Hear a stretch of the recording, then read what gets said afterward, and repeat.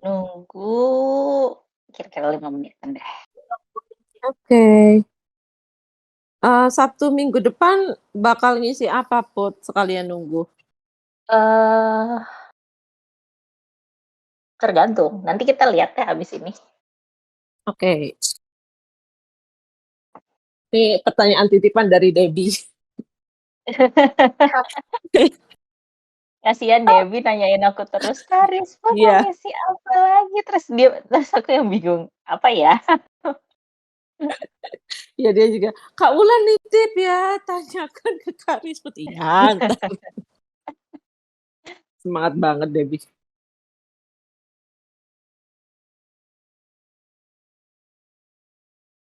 Bentar. Gimana tadi jadi masak mie? Aku masak banyak soalnya minggu ini aku bakalan sibuk sih.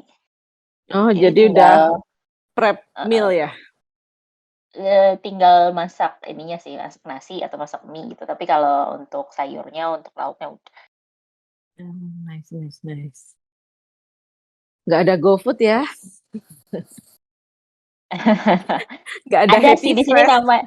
enggak, di sini namanya DoorDash. Terus Eh, ongkos kirimnya berapa? em, aku belum nyobain. Aku belum nyobain si DoorDash itu.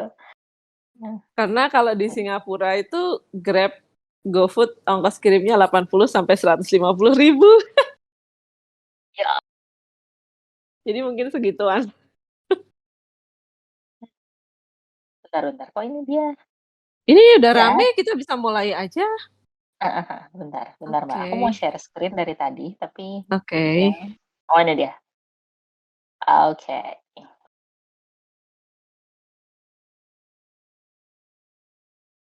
Nah,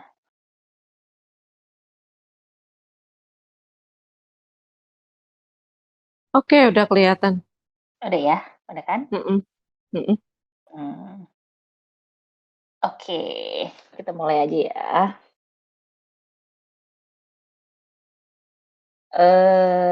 Selamat sore. Kok selamat sore? Di sini aku sore, di sana masih siang. Oke, selamat siang waktu Indonesia.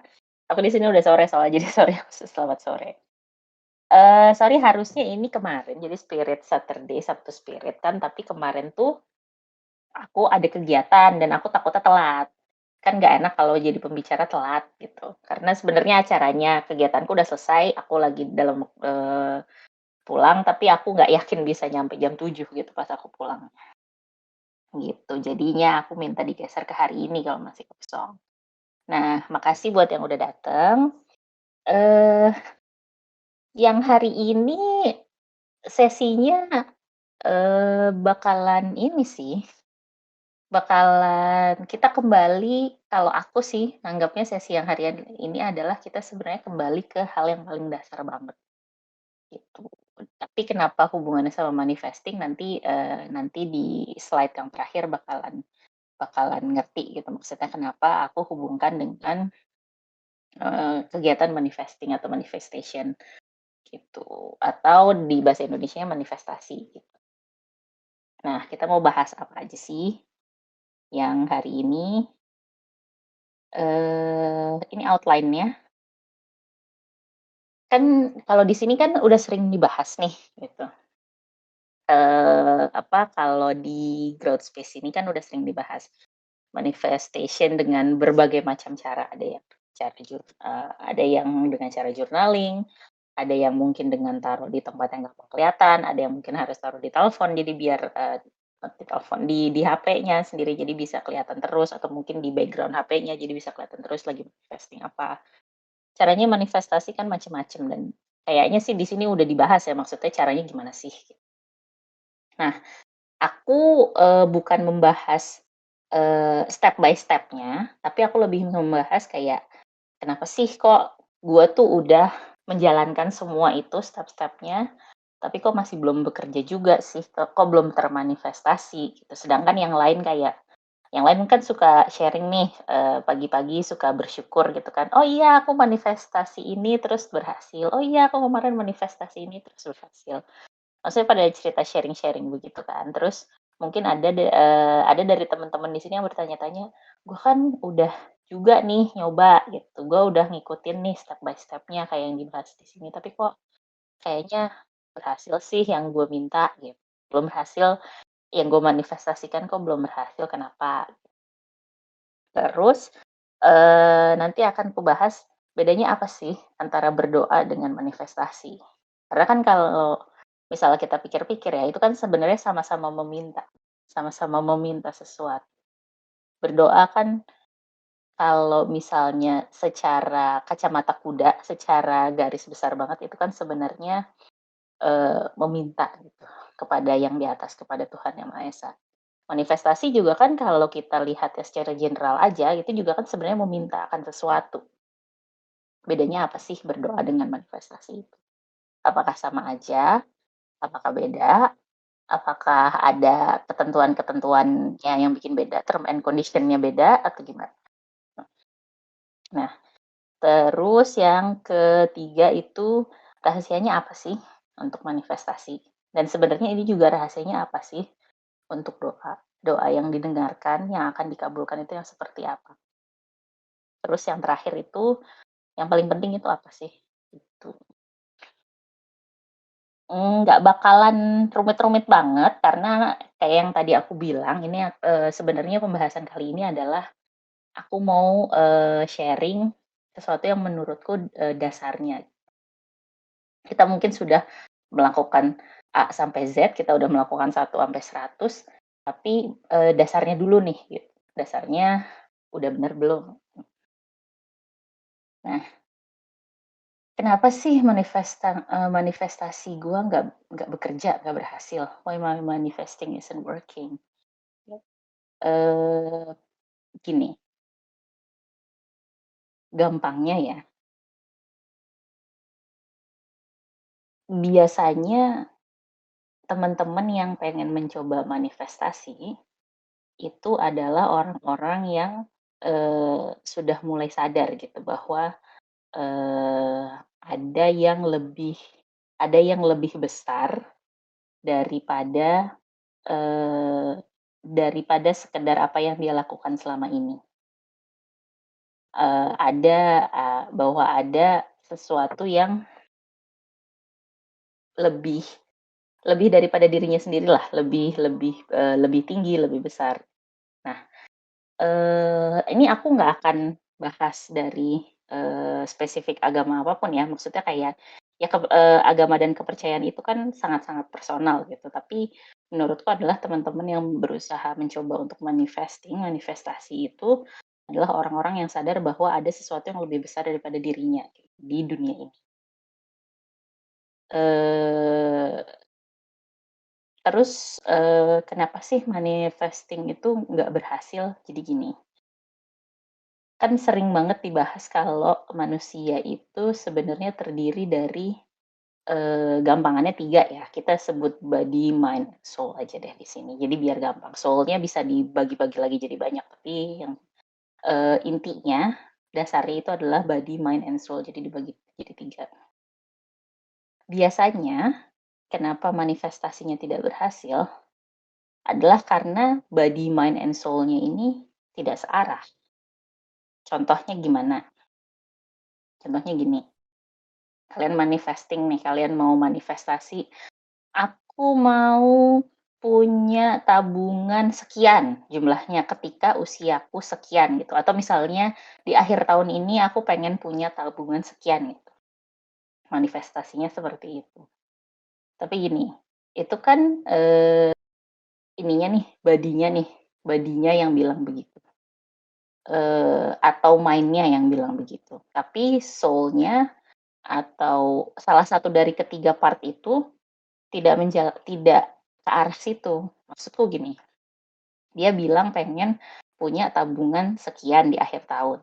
Tapi ternyata nyatanya dia udah manifesting, udah taruh di jurnal, udah taruh di HP, udah tiap hari dilihat, udah tiap hari di apa, diingat-ingat kayak, "Oh iya aku mau punya tabungan sekian di akhir tahun," gitu. Tapi ternyata nyatanya kalau misalnya ada tanggal cantik terus, para e-commerce itu lagi pada sale, dia ikutan juga gitu dengan alasan self reward.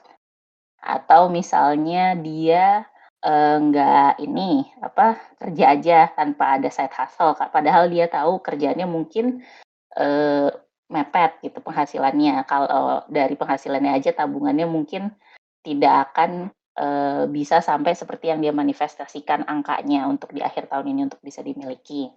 Atau misalnya bisa juga body, mind, and soul-nya, mind-nya itu dia sendiri nggak percaya bahwa dia bisa nabung, bisa punya tabungan sekian itu yang sudah dia tulis di akhir tahun.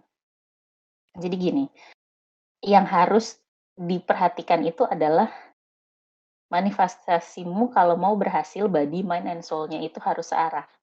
Nggak bisa nih body-nya doang yang ke arah manifestasi itu yang kamu tuliskan, apapun itu yang kamu pikirkan, tapi misalnya kamu sendiri nggak percaya bahwa itu bisa dicapai, itu satu, atau misalnya kamu sendiri nggak yakin, ah masa sih gue bisa dapet ini gitu. Walaupun cuma rasa nggak percayanya itu paling cuma kayak, ya sekali-kali ya, kalau misalnya dalam presentasi itu kayak cuma 10% gitu, 90%-nya kamu percaya karena kamu udah mencoba manifestasi, jadi kamu percaya itu bisa berhasil, tapi ada 10% kamu nggak percaya. Atau misalnya kayak kamu sendiri sebenarnya sadar di kepalamu, tapi kamu denial bahwa kayaknya gue nggak mungkin deh bisa nyampe segini. Jadi mind-nya itu sendiri menolak, body-nya itu menuliskan itu manifestasi, body-nya bekerja, body-nya juga menyimpan sesuai dengan targetnya. Jadi misalnya kamu punya target kan tadi aku bilang contohnya adalah aku pengen punya tabungan sekian di akhir tahun gitu. Jadi kamu kan pasti udah ngitung, oh berarti tiap bulan aku harus nabung segini. Mungkin body-nya udah melakukan itu. Tapi kalau mind-nya dan soul-nya nggak ke arah yang sama, manifestasinya sorry to say nggak akan berhasil. Gimana pun body-nya berusaha nih ke arah situ, tapi mind sama soul-nya enggak. Jadi ibarat kata kamu nyetir, kan nyetir tuh harusnya arahnya udah jelas ya, maksudnya nyetir dari A mau ke B nih, kan bisa aja lewat jalan tol atau misalnya lewat jalan biasa atau mungkin lewat jalan tikus atau mungkin lewat jalan yang orang nggak ada yang tahu, kan sebenarnya jalannya ada banyak. Tapi itu ibarat kayak kamu naik mobil, kamu pengen ke arah kanan, cuma cuma badannya aja yang jalan ke arah kanan, tapi mind-nya sama soul-nya nggak ke kanan, mind-nya sama soul-nya ke arah yang lain. Akibatnya jadinya tarik-tarikan, ini mobil nggak bakalan maju ke arah situ kalau misalnya tiga bagian itu tadi arahnya nggak sama. Sama aja kayak manifestasi. Kamu pengen manifestasi ini, tapi cuma ditulis doang gitu. Tapi kamu sendiri di pikiran, di otak nggak percaya. Terus jiwanya juga kayak nggak mau. Jadi misalnya kayak, oh gue pengen punya kerjaan di sini, di A gitu, misal di bidang A gitu. Tapi sebenarnya jiwamu nggak di situ banget. Kamu bukan orang bidang A itu banget, kamu sebenarnya orang yang bidang B atau bidang C. Tapi karena satu dan lain hal, kamu manifestasikan, oh gue pengen manifestasi gue dapat kerjaan di bidang A gitu. Nggak bisa. Walaupun misalnya udah 2 dari 3 nih ke arah yang sama, kalau satunya ini tidak ke arah yang sama juga, itu juga nggak bakalan bisa. Kalaupun bisa, kalaupun termanifestasi, itu nggak bakalan bikin bahagia juga. Karena yang satu ini ditarik paksa. Kalau ada yang ditarik paksa, berarti energinya yang dipakai bakalan habis. Kamu bakalan burn out berarti. Burn out dengan sangat-sangat cepat, karena energinya kamu pakai lebih besar. Katakanlah yang satu ini pengen ngarahnya kerja di bidang B atau bidang C. Kamu pengen ke A banget nih. Body sama mind-nya udah sama, tapi soul-nya nggak mau. Berarti kamu pakai tenaga. Katakanlah kalau misalnya soul-nya sejalan, kamu pakai tenaganya ya cuma 1 kali dari energinya biasanya tenaga yang dipakai. Tapi karena soul-nya sebenarnya nggak mau, kamu pakai energinya bisa 3, 4, 5 kali sampai 10 kali. Jadinya kamu udah manifestasi itu udah berhasil, tapi kamu burn out. Nggak bahagia juga, nggak tenang juga hidupnya. Kayak ada aja yang kurang kayak, kok gue nggak happy ya? Kok gue udah dapet ini tapi kok nggak happy ya? Gitu. Nah, Karena ini cuma sedikit slide-nya, jadi pertanyaannya nanti di terakhir-terakhir aja ya. Oke, next. Bedanya apa sih berdoa sama manifestasi? Eh, secara simpelnya, berdoa itu aku tulis di sini not force, jadi tidak dipaksakan. Manifestasi aku tulis force dalam tanda kutip, dipaksakan. Bukan berarti kita memaksa yang di atas atau kita memaksa apapun kepercayaan kita untuk ayo dong gue dikasih ini gitu, kayak enggak gitu. Ini kan makanya dalam tanda kutip gue nulisnya, force-nya dalam tanda kutip. Pertama berdoa dulu. Eh kalau orang berdoa, ini pemahamanku ya. Mungkin pemahaman teman-teman di sini pada berbeda nggak masalah, tapi pemahamanku gini. Kalau berdoa itu berarti kalian meminta sesuatu, kalian berharap sesuatu, nggak cuma meminta ya, mungkin berharap, tapi kalian tidak mengharapkan pamrih, ngerti nggak sih maksudnya? Kayak aku, ya Tuhan aku memohon ini, atau dengan cara kalian berdoa masing-masing kayak, aku meminta hal ini, aku memohon hal ini, aku memohon, eee eee, agar ini terjadi atau gimana. Tapi kalian itu ya nothing tulus gitu loh ketika kalian berdoa, yang aku tahu biasanya adalah orang berdoa ya udah berdoa aja gitu. Jadi kalau misalnya kayak ada yang bertanya, "Gue udah berdoa tapi kok nggak dikabul-kabulkan?" Berdoa itu bukan sesuatu yang bisa kamu tuntut terhadap yang kamu tuju. Doamu kamu tujukan ke siapa, kamu nggak bisa nuntut. Ketika kamu berdoa ya udah gitu, kamu pasrah bahwa, oh ini akan terjadi atau enggak, yang menentukan bukan di kamu. Itu berdoa. Tapi gini, spesialnya berdoa adalah walaupun kamu nggak berharap itu bisa kejadian, kamu kan berdoa. Ketika kamu udah bisa berdoa, itu pasti akan dikabulkan. Pasti, 100%. Ketika kamu udah bisa menyebutkan itu, di hati, di pikiran, di mulut, kamu berdoa tanpa mengharap apapun, itu pasti akan dikabulkan. Tapi gini, pasti akan dikabulkan 100%, tapi yang menentukan bagaimana hasilnya bukan di kamu. Yang menentukannya ya dari yang memberikan itu, yang mewujudkan doa itu. Kalau manifestasi, kamu meminta, tapi term and condition-nya dari kamu. Kamu mintanya spesifik. Kalau doa, term and condition-nya kamu nggak bisa minta term and condition. Kamu nggak akan pernah tahu doa itu dikabulkan akan kapan, doa itu akan dikabulkan lewat siapa, doa itu akan dikabulkan dalam bentuk seperti apa, apakah bentuknya sama seperti yang kamu doakan. Kalau di doa itu kamu nggak bisa nentuin, tapi itu pasti akan dikabulkan. Sedangkan kalau manifestasi, term and condition-nya dari kamu nih.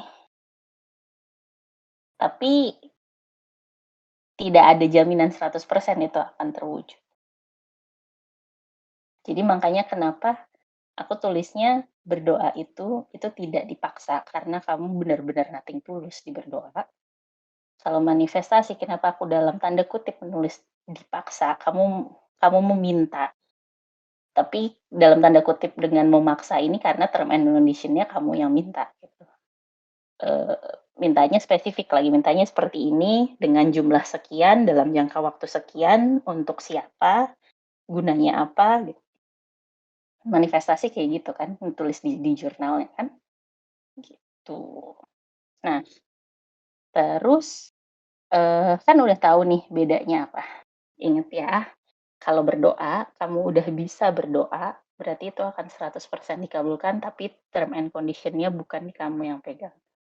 Kalau manifestasi, term and condition-nya mungkin dari kamu, tapi itu nggak 100% dijamin akan dikabulkan. Next. Jadi rahasianya apa sih gitu?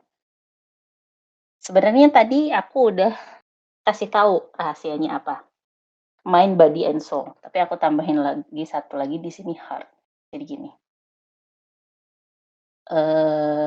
Ini untuk teman-teman yang ini ya, apa maksudnya masih percaya dengan Tuhan ya. Maksudnya untuk teman-teman yang mungkin ateis atau tidak percaya dengan konsep ketuhanan, gini. Yang dilihat itu ketika sedang manifesting itu adalah hati. Itu pun yang dilihat oleh Tuhan ketika sedang berdoa. Jadi Tuhan itu nggak ngelihat, kan Tuhan maha melihat dan maha mendengar ya. Tapi Tuhan itu melihat doa itu bukan dari apa yang diucapkan di mulutmu, apa yang kamu tuliskan di jurnalmu itu, tapi yang dilihat adalah hatimu. Bisa aja hatimu kalau misalnya lagi berdoa, kamu pengen kerjaan B, kamu manifesting tadi kan contohnya A, kamu manifesting pengen kerjaan A. Itu juga kamu dukung dengan ketika kamu beribadah, ketika kamu berdoa, kamu juga bilang seperti itu di mulut. Di pikiran pun bilang begitu. Tapi hatimu nggak mau sebenarnya. Dan yang dilihat Tuhan kan hati. Makanya jadi kayak, coba deh kamu bayangin, kayak ada orang datang ke kamu, bilang, aku mau A dong, ya contohnya ke aku deh, aku mau A dong Karis Food gitu. Oh oke gitu. Udah mau aku kasihin A, tapi ternyata ada lagi nih, dia datang lagi terus bilang, aku nggak mau A, aku mau B gitu. Itu sama seperti yang dilakukan orang yang tadi aku bilang, heart, body, and soul-nya itu nggak sejalan. Bukan heart, body, and soul. Mind, body, and soul. Jadi hatinya itu, yang dilihat kan hati nih, untuk doa. Ternyata untuk manifestasi juga yang dilihat adalah hati. Dan yang dilihat juga mind, body, and soul-nya. Terus, ini kalau konsepnya membingungkan nanti tanya lebih lanjut ya, tapi itu penjelasannya dari aku. Pertama gini, jadi Tuhan itu, catatannya adalah Tuhan itu melihat hati. Jadi kalau kamu mau berdoa, kalau kamu mau manifestasi, yang pertama kali kamu cek sebenarnya adalah hatimu. Hatimu searah nggak dengan yang kamu doakan atau yang kamu manifestasikan. Yang kedua, kamu cek lagi mind, body, and soul-nya searah nggak dengan apa yang kamu doakan dan apa yang kamu manifestasikan. Karena kalau misalnya salah satu dari 4 ini nggak sejalan, kalau untuk manifestasi itu bisa aja nggak akan terwujud. Kalau untuk doa, itu pasti terwujud. Kayak aku bilang, Tuhan itu pasti mewujudkan. Kalau misalnya kamu udah bisa berdoa, pasti diwujudkan. Tapi term and condition-nya bukan di kamu. Oke, udah mulai agak berat nih. Aku mulai agak berat ngomongnya. Next deh. Nah, yang paling penting tuh apa sih? Ini rahasianya. Tapi ini bukan rahasianya untuk yang manifestasi, tapi bisa dipakai untuk manifestasi juga. Ini adalah rahasianya supaya doa sebenarnya. Doamu dikabulkan. 100% dikabulkan. Tadi aku udah bilang kan, kalau kamu udah bisa berdoa itu, kalau kamu udah bisa meminta itu, berarti itu akan dikabulkan. Tapi ada syaratnya. Dan syaratnya tidak seperti mungkin yang kamu bayangkan. Syaratnya itu sebenarnya gampang. Syaratnya cuma 3. Pertama itu 100% pasrah ke Tuhan.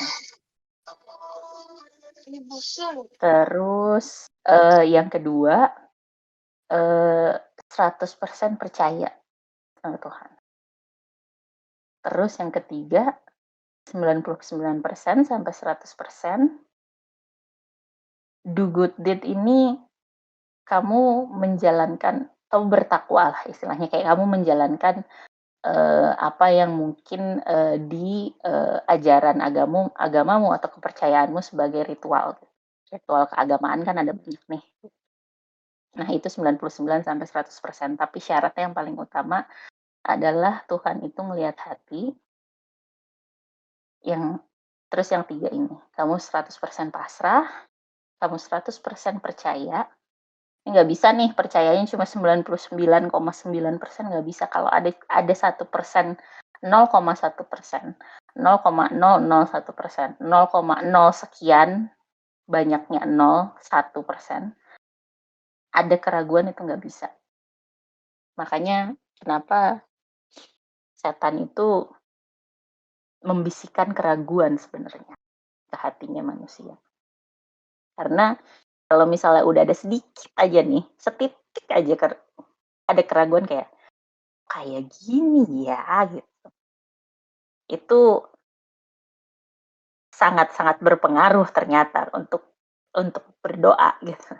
Makanya kenapa doanya dari ibu, anak itu pasti didengerin. Karena itu tadi gitu. Biasanya kalau doanya ibu untuk anak itu, wah itu udah memenuhi 3 ini pasti.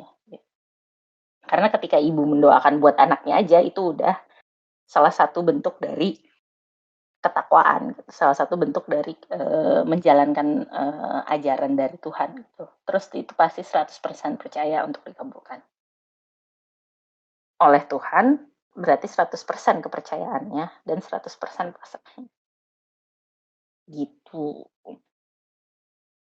Ini yang paling penting ya. Jadi diingat-ingat aja kalau misalnya lagi pengen berdoa gitu. Ini kita kan tadi ada 2 nih, ada berdoa, ada manifestasi. Yang sebelumnya aku share rahasianya kalau manifestasinya berhasil, yang ini adalah rahasianya kalau mau doamu berhasil. Tapi ini juga bisa dipakai buat manifestasi, bukannya nggak bisa dipakai. Cuma kan tadi ingat ya bedanya doa, prayer, versus manifestation, bedanya di mana. Tuh. Dah, slide-ku cuma segitu. Aku udah share kemarin ke Debbie, aku nggak tahu udah di-share juga di GS atau belum. Kita masuk sesi tanya jawab deh sekarang. Tuh.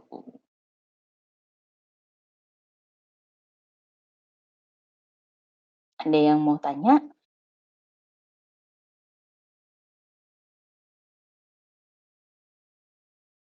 Mau Kak, bentar. Bentar. Tadi kan setan katanya membisikkan keraguan di hati manusia. Supaya kita tuh kalau berdoa jadi ragu dan akhirnya jadi nggak, apa namanya, jadi nggak terkabul. Bukan berdoanya sih jadi ragu, tapi jadi ragu dengan yang diajarkan itu sendiri atau ragu dengan sama Tuhannya itu sendiri. Oh, oke. Berarti bukan ragu ke bisa atau enggaknya, tapi ragu ke Tuhannya gitu. Oh, Kalau oke. kamu ragu ke Tuhannya, kamu bakalan ragu dong Eh, ketika berdoa, kayak kamu iya, udah ragu, oke. ini beneran gak sih bisa dikabulkan gitu. Oke, terus biar kita nggak ragu nih, biar nggak ada setitik ragu, itu gimana caranya? Tahu sih, yakin aja, cuman ada lagi nggak selain itu? Um, Kalau aku gini, semua yang aku bingung, semua yang aku ragukan, aku tanya langsung. Ini aku sharing aja, ini ceritaku ya. Maksudnya ini kan pengalamanku sendiri. Banyak banget waktu itu aku pertanyaan yang aku tanyakan langsung ke Tuhan. Sumpah beneran tanya langsung. Aku kayak orang gila, aku ngomong, nggak ada orang, aku ngomong aja sendiri, aku tanya. Gitu. Dijawab. Dijawab semuanya. Dijawab semua keraguanku, dijawab semua kebingunganku. Tapi kan gini, aku kan manusia ya. Jawabannya kan tidak mungkin seperti nabi yang datangnya dari malaikat. Jawabannya bisa aja dari orang lain, bahkan dari orang yang aku nggak bayangin sama sekali, kan bisa memberikan jawaban dari pertanyaanku, itu malah datang dari orang kayak gitu. Maksudnya misalnya kayak aku ketemu orang lagi mabok gitu di jalan, tapi dia bukan mabok yang mabok marah-marah gitu enggak, tapi dia mabuknya malah jadi kayak nyapa, jadi ramah gitu loh. Dia mabuk kayak dia jelas-jelas lagi mabuk terus dia lagi nyapa gitu.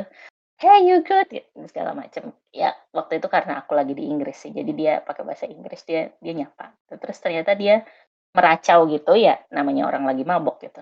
Tapi dari racauan yang keluar dari mulutnya itu adalah sesuatu yang aku tanyakan kemarinnya gitu. Jadi kayak aku langsung dijawab besokan hari. Jadi kalau aku caranya gimana sih biar nggak ragu, aku tanya gitu. Ini kenapa sih? Kok gini? Kok yang ditulis di kitab suci seperti ini? Kok yang ada di depan mataku kayak gini? Dijawab, pasti dijawab. Walaupun misalnya kamu ngerasa, oh selama ini kamu jauh, selama ini kamu jarang berdoa, jarang beribadah, mungkin jarang ke rumah-rumah ibadahnya gitu masing-masing. Tapi kalau misal kamu tanya langsung gitu ya, pasti dijawab. Cuma ya ingat aja kita kan bukan nabi ya. Kita kan bukan orang suci juga gitu. Jadi jawabannya nggak mungkin datang lewat malaikat gitu. Jadi jawabannya tuh pasti datangnya lewat orang lain atau lewat dari binatang atau lewat dari mungkin musik yang kamu dengerin, kamu lagi shuffle playlist random terus tahu-tahu ternyata liriknya sesuai dengan apa yang kamu tanyakan gitu. Intinya adalah dijawab. Pertanyaanmu bakalan dijawab. Kalau kamu ragu, kamu tanyakan, kamu bakalan dijawab. Gitu. Keraguannya itu apa sih?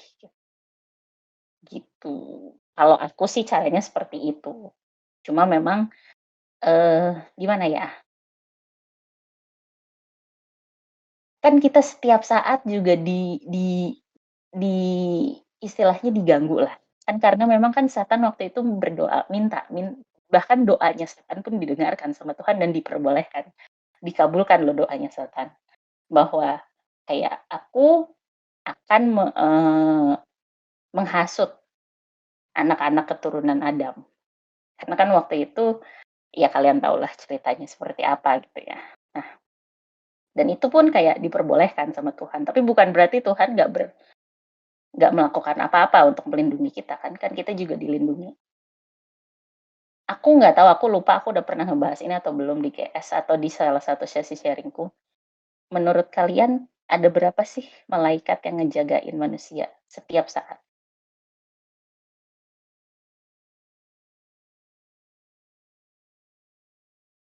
Kalau mau jawab dari kepercayaannya masing-masing boleh gitu.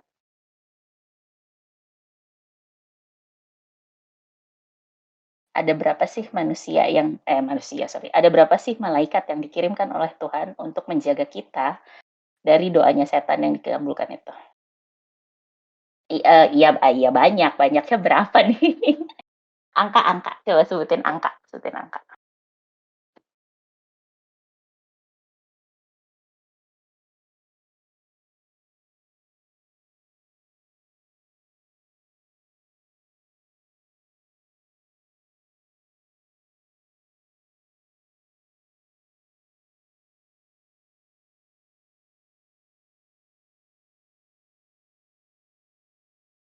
1000, ribuan. Ini aku nanya setiap detik ya, setiap saat ya, setiap hembusan nafas, setiap detak jantung. Setiap detak jantung kalian, setiap detik, setiap hembusan nafas itu ada berapa sih malaikat yang jagain kita? Sama banyaknya dengan banyaknya setan yang mengganggu kita, nope. Enggak gitu konsepnya. Oke. Jadi gini, pasti tahu dong malaikat yang di kanan dan di kiri yang mencatat amal baik dan amal buruk. Itu kan udah 2. Ada lagi yang di depan kita dan di belakang kita. Yang di depan kita itu untuk melindungi kita dari apa yang datang dari depan. Misalnya diserang sama setan dari depan, diserang sama yang tidak terlihat dari depan, kan kalian tidak tahu itu ada malaikat yang ada di depan kalian. Terus ada satu malaikat lagi yang jaga di belakang kalian. Itu udah 4. Jadi ada di kanan, di kiri, di depan, dan di belakang. Yang di belakang malaikatnya untuk jagain kalian supaya kalian gak ditarik sama setan untuk mundur ngelihat lagi ke masa lalu. Dan yang di depan itu untuk memastikan bahwa kalian itu tidak akan takut dengan masa depan kalian. Kan dibilang kan, kalau kalian depresi berarti kalian hidup di masa lalu. Kalau kalian anxious, kalian cemas, berarti kalian hidup di masa yang akan datang. Udah ada 2 loh sebenarnya malaikat yang ditugaskan untuk setiap manusia ya. Di depannya sama di belakangnya untuk menjaga dari hal itu. Terus ada satu lagi malaikat yang ada di sisi kanan kalian. Jadi kalau misalnya kalian suka denger nih di kuping kanan biasanya atau dari arah kanan deh. Kalian ngelihat misalnya ada pengemis, ada misalnya yang minta-minta, atau kalian ngelihat misalnya ada penjual tapi misalnya udah kakek-kakek, nenek-nenek, dan kalian tergerak untuk membantu, nah itu yang ngebisikin kalian buat nolong itu satu lagi malaikat yang ada di kanan kalian. Jadi ada 5 yang utama ya, yang setiap saat ada. Nah, kalau udah ada 5 gitu Kak, gimana setannya bisa ngegangguin? Setan masuk dari atas, dari kepala. Makanya pikiran kalian itu kalau diibaratkan kayak ladang.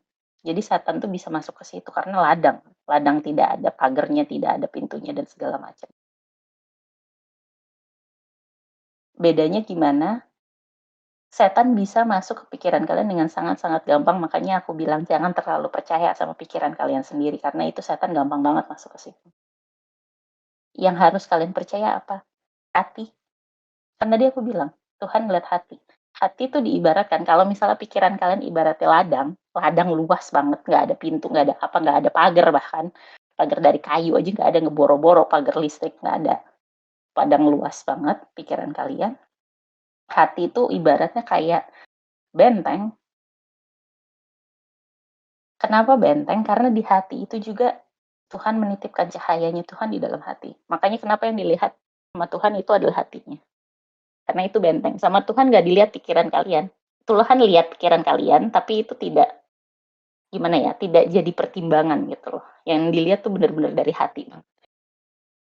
Jadi jaga hati kalian, jangan sampai setannya masuk ke situ. Setannya ada di pikiran, ya terima aja lah, itu udah nggak mungkin sudah tidak mungkin digusah, sudah tidak mungkin dihindari, karena itu memang ya diibaratkan tadi pikiran tuh udah kayak padang banget gitu, padang luas gitu. Siapapun yang masuk ke situ bisa, siapapun yang mau ada di situ bisa. Tapi hati itu benar-benar harus dijaga. Jangan sampai buka pintunya benteng hati kalian buat setan. Karena kalau udah sampai setannya bisa masuk ke hati kalian, wah udah. Yang bisa nolong cuma Tuhan doang. Gitu. Benar-benar, ya benar, jagalah hati kayak itu. Karena yang dilihat sama Tuhan ketika kalian berdoa itu adalah hati. Yang nggak bisa didatengin sama setan kecuali kalian perbolehkan itu cuma hati. Begitu. Yang di kiri, malaikat yang di kiri ya, yang di kiri ya yang untuk mencatat ini kan, yang amal baik dan amal buruk kan di kanan dan di kiri. Sama kalau yang di kiri sama kanan itu supaya kalian nggak ditarik ke kanan dan ke kiri sama setan sih. Ke kiri biar tarik ke kubu kiri ya. Ya tahulah sendiri kubu kiri itu.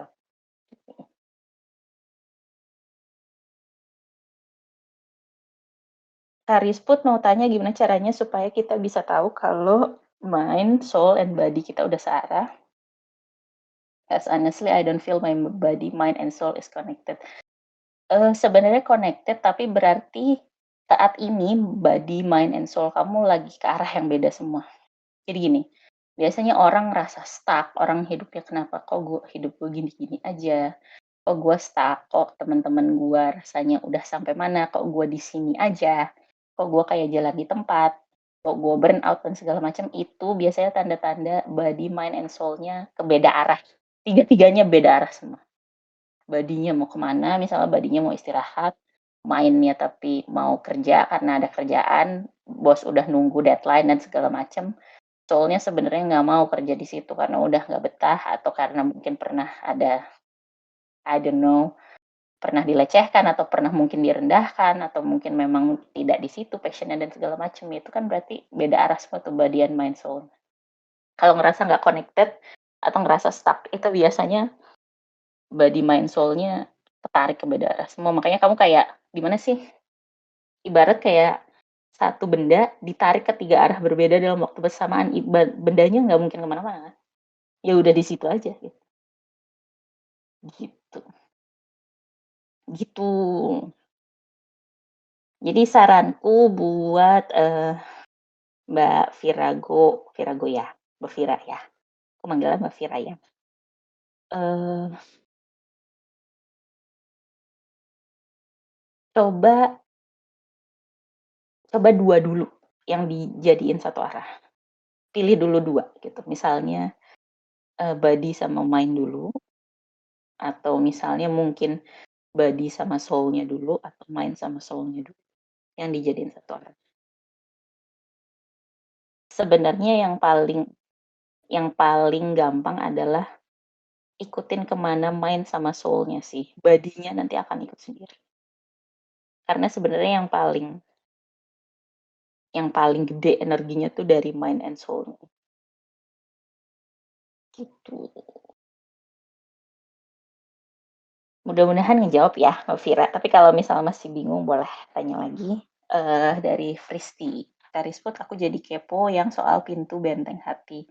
Orang yang buka pintu hatinya buat setan itu maksudnya gimana? Dia berbuat jahat. Itu Tuhan gak membantu mencegah. Aku bingung. Gini. Paling gampang ini contohnya adalah contohnya ini sorry kalau misalnya triggering ya, tapi gini, contohnya yang aku pakai paling gampang itu untuk misalnya suami istri. Suami istri ini kan sudah menikah dengan secara agama dan secara negara juga sudah tercatat. Maksudnya ini pernikahan yang sah lah ya, pernikahannya udah sah dan udah berjalan gitu. Misalnya gini, suaminya baru pulang kerja. Istrinya mungkin ibu rumah tangga atau mungkin sudah pulang duluan, jadi sudah ada di rumah lebih dulu gitu. Suaminya udah capek nih kerja gitu kan, terus pulang ke rumah, berharapnya tuh bisa istirahat atau misalnya berharapnya, mungkin aku kan nggak tahu di sini seperti itu juga pikirannya atau enggak, tapi ini contoh aja, istrinya udah masak atau misalnya udah cantik atau misalnya gimana gitu. Ya pokoknya inilah, rumah tangga lah gitu. Tapi ternyata ketika pulang ke rumah, mungkin keadaan rumah masih bukan berantakan ya, biasa aja gitu. Cuma memang mungkin, makanannya belum siap gitu, makan malamnya belum jadi atau masih lagi dibeli atau gimana gitu kan. Sebenarnya ini hal yang normal aja gitu, karena kan mungkin si suaminya juga tahu bahwa, "Oh istri gue juga ada kerja nih, baru selesai pulang, jadi mungkin masaknya belum selesai," gitu. Atau mungkin, "Oh, lagi sakit atau lagi sibuk ngurus anak dan segala macam." Tapi karena dibisikin, ada bisikan-bisikan itu, terus dikomporin lah itu, "Tuh kan, lu udah capek-capek kerja tapi pulang masih kayak begini aja," gitu. Dan ternyata si orang ini mendengarkan hal itu. Ya wajar udah capek gitu badannya, terus kayak agak oleng dikit dibisikin, hilang, udah langsung kena gitu kan. Nah, jadinya si suaminya pulang yang tadinya itu sesuatu yang normal-normal aja, fine-fine aja, dia malah marah-marah gitu. Nah, itu berarti dia sudah membuka pintu hatinya buat si setan itu masuk tuh. Karena kan si setan itu sebenarnya cuma bisikin doang, "Tuh kan gini-gini, istri lu gini-gini gini." Atau misalnya istrinya baru pulang, kebalikannya deh, istrinya baru pulang, suaminya udah di rumah gitu. Biasanya ganti-gantian misalnya masaknya, tergantung siapa yang pulang duluan, dia yang masak. "Tuh kan suami lu udah dibilangin harusnya kan ganti-gantian, kalau misalnya pulang duluan kan dia yang pulang duluan yang masak," gitu. Padahal itu sebenarnya sesuatu hal yang normal-normal aja gitu. Maksudnya kalau dipikirkan secara logika ya, misalnya kalian baru pulang gitu, yang pulang duluan udah nyampe di rumah jam 5 gitu. Nggak mungkin. Yang pulang duluan sampai di rumah jam 5:30 gitu lah, 30 menit perjalanan udah sampai di rumah jam 5:30. Terus yang pulang, eee, agak belakangan itu nyampenya mungkin jam 7 7:4 lah, 7:30 gitu. Ya kalau dipikir-pikir secara logika, ya mungkin si pasangan yang satunya lagi mungkin mandi dulu, terus ngurus anaknya dulu, baru mulai masak, jadi masalahnya belum selesai, kan secara logika masuk. Nah, tapi karena dibisikin itu dia jadi mikirnya, "Ih kok belum selesai sih, kan udah janjiannya gini pas pengawalnya gini gini gini gini gini," diingat-ingat semuanya lagi gitu. Kayak yang bisa bikin nginget-nginget itu lagi itu juga dari bisikan-bisikannya, dikomporinnya itu, gitu. Dan kalau misalnya dia emosi, salah satu dari si suami atau si istri ini emosi, terus dia malah nyalahin satu sama lain, yang kalian lawan itu ketika lagi suami istri itu bukan suami kalian atau istri kalian. Yang kalian lawan itu bisikan dari setannya itu. Jadi kalau kalian misalnya kenapa aku ngambil contohnya suami istri gini, kalau suami istri, kalian ngerasa bahwa di rumah kalian itu bukannya masuk ke zona nyaman, tapi masuk ke zona perang. Itu berarti kalian udah mengizinkan setannya masuk ke hati kalian. Karena gini, kalian masuk ke rumah, pulang dari luar, baik suami maupun istri, itu harusnya masuk ke daerah zona nyaman.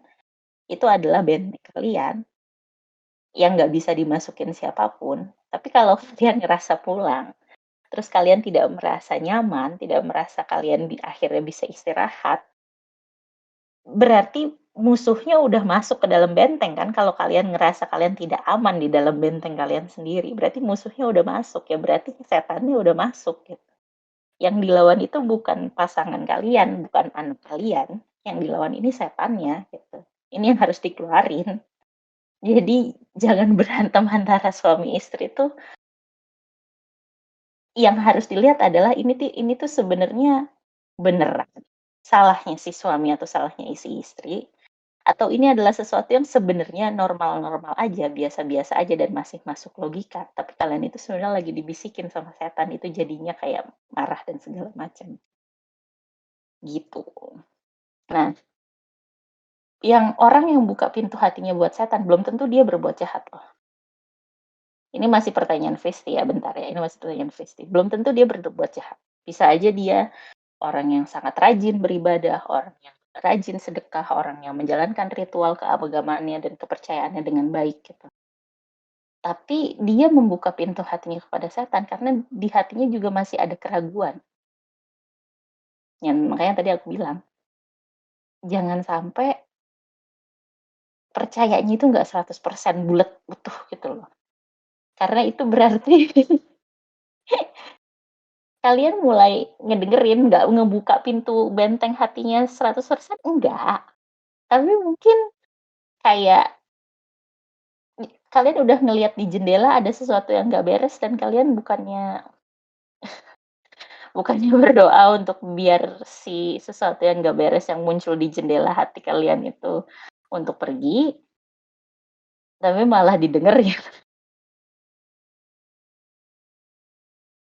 Tapi itu wajar banget sih, maksudnya gini, aku nggak bilang bahwa aku orang yang sangat-sangat mudah untuk menghiraukan segala macam bisikan-bisikan dari setan itu, enggak, aku juga orang manusia biasa juga gitu, aku juga dibisikin yang aneh-aneh juga, sama aja gitu, kayak kalian juga mungkin dibisikin.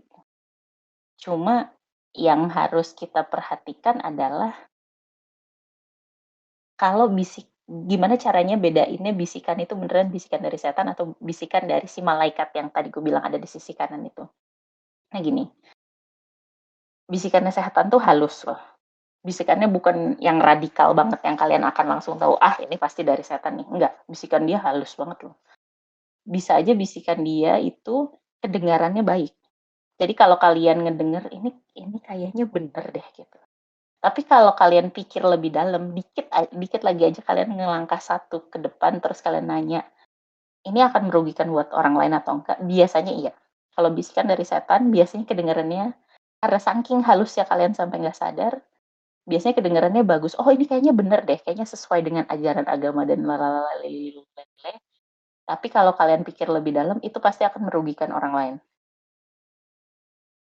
Kalau bisikan dari malaikat, bukan bisikan berarti, panduan lah, bimbingan dari malaikat itu yang akan membimbing kalian ke arah yang benar dan itu tidak akan merugikan orang lain.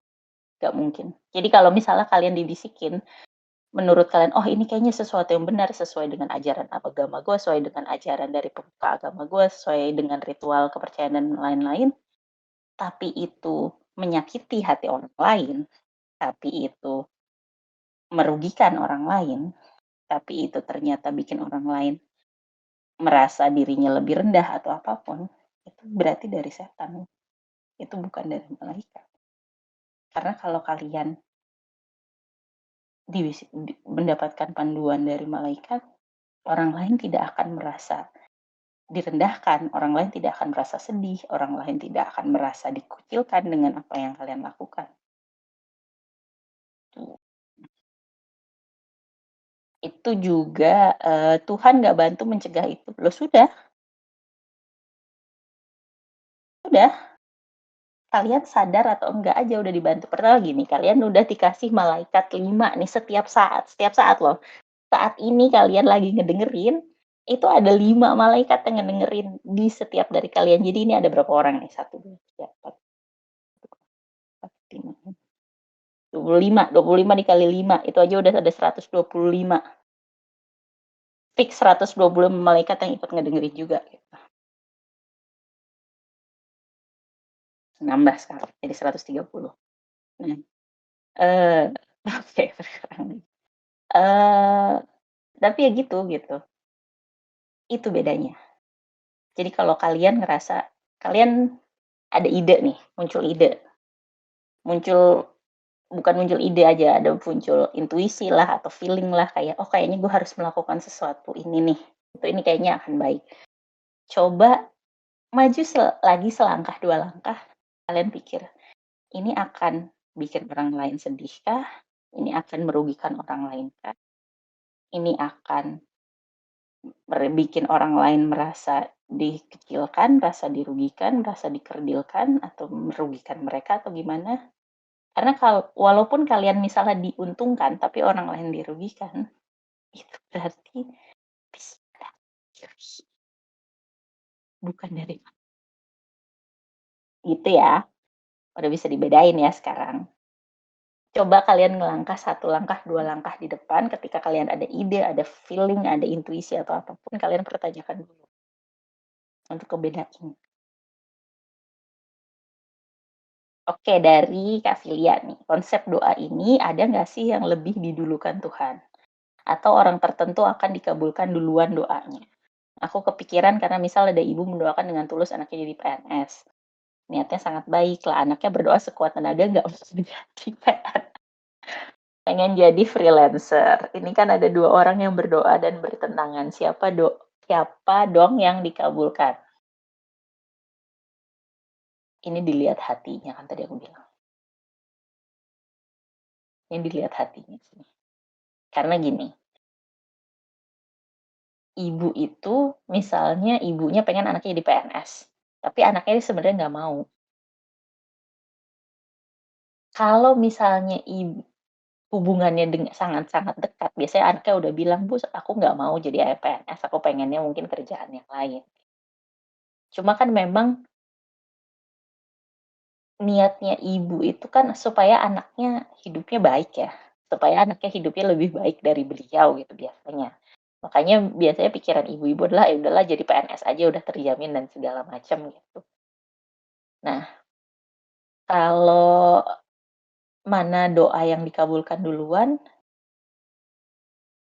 aku bilangnya sih gini, aku nggak akan bilang fix 100% bahwa, oh yang akan dikabulkan misalnya ibunya atau yang akan dikabulkan misalnya anaknya gitu, enggak.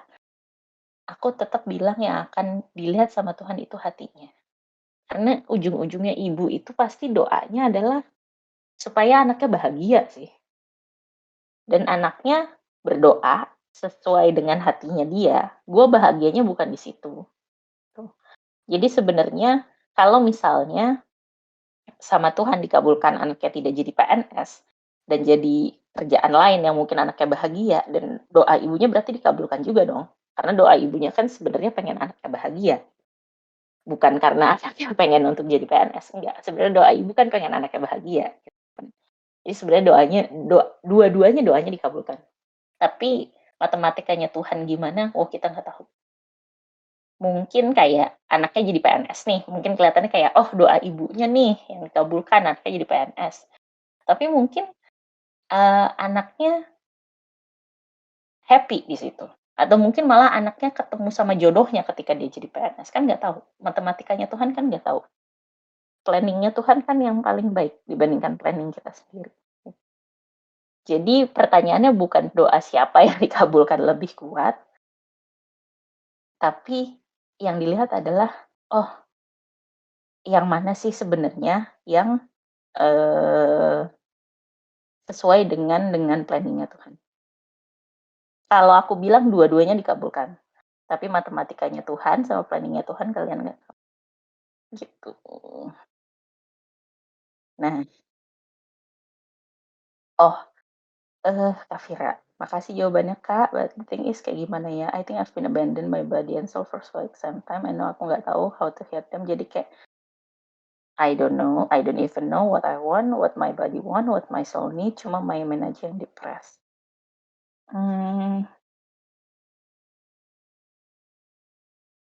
Sebenarnya gini, kalau nggak tahu badannya pengen ngapain, kita nggak ngomongin soul dulu deh.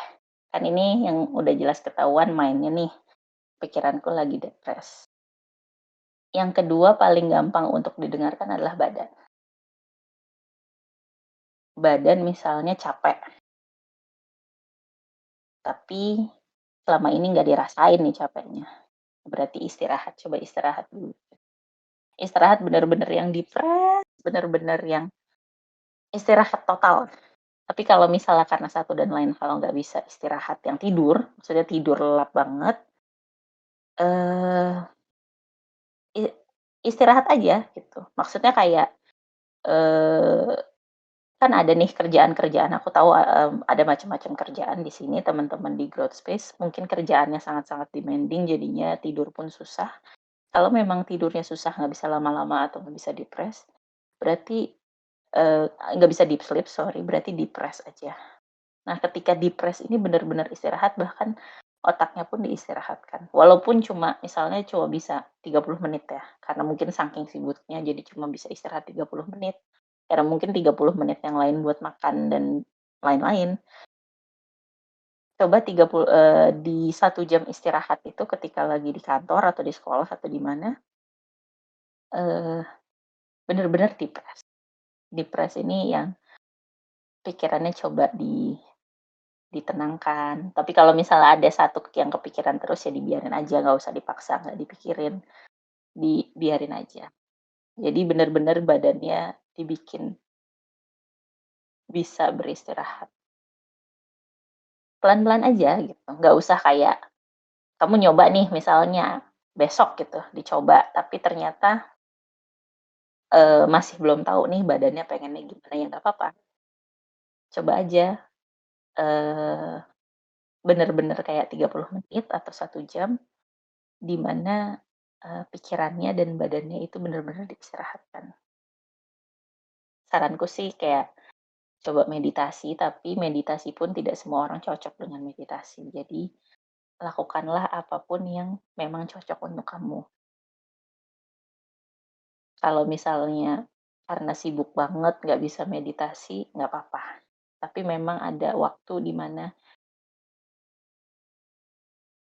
kamu benar-benar be aja sih. Kamu benar-benar ya udah gitu. Kamu nggak mikirin apa-apa, kamu nggak melakukan apa-apa, ya udah kamu jadi kamu aja.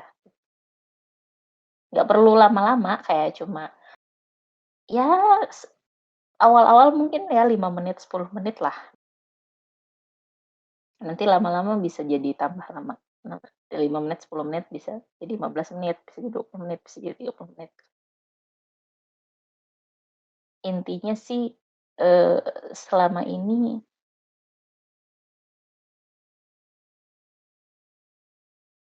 ini mungkin, kamu Mbak Viranya terlalu banyak mendengarkan orang lain, jadi nggak mendengarkan diri sendiri. Jadinya ngerasa kayak, gimana caranya gue mendengarkan diri gue sendiri.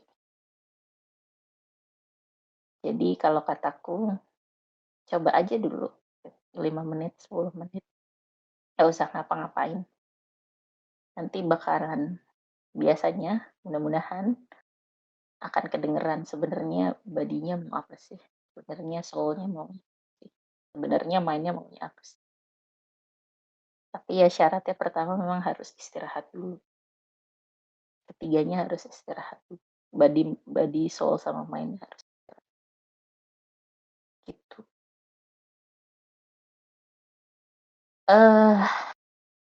Berarti syaitan is feeding from your negative thoughts ya kurang lebih. Bukan kurang lebih, emang itu. Emang itu kerjaannya salah satunya. Job desk-nya kalau mau jadi setan. Aku masih putus-putus nggak? Mudah-mudahan udah enggak ya tadi ya. Dari Fristi. Karisut definisi merugikan atau menyakiti orang lain tuh gimana? Contoh nih, misal kita kerja terus toksik banget environment-nya. Hati kecil udah bicara untuk resign, tapi karena takut menyakiti hati tim dan bos kita jadi nggak enak mau resign karena kepikiran itu. Padahal dengan dia resign mungkin aja dia akan dapat tempat yang lebih baik. Itu yang bisikin apakah setan atau benar hati kecil yang berbicara.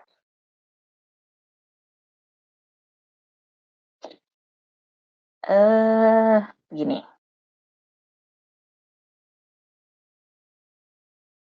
Kenapa takut menyakiti hati tim dan bos karena kamu resign? Karena gini, temen yang baik, tim yang baik, bos yang baik, itu pengen kamu juga mendapatkan yang terbaik. Kalau dengan resign kamu bisa lebih happy, kenapa mereka jadi sakit hati? Dan pertanyaanku adalah, ini asumsi atau emang beneran mereka sakit hati? Kamu pernah nanya nggak ke timnya atau ke bosnya? Aduh nggak enak nih, ntar mereka sakit hati lagi gue resign gitu. Itu asumsimu sendiri, atau itu memang beneran? Karena kalau asumsimu sendiri, kayak yang tadi aku bilang, itu bisa jadi bisikan setan.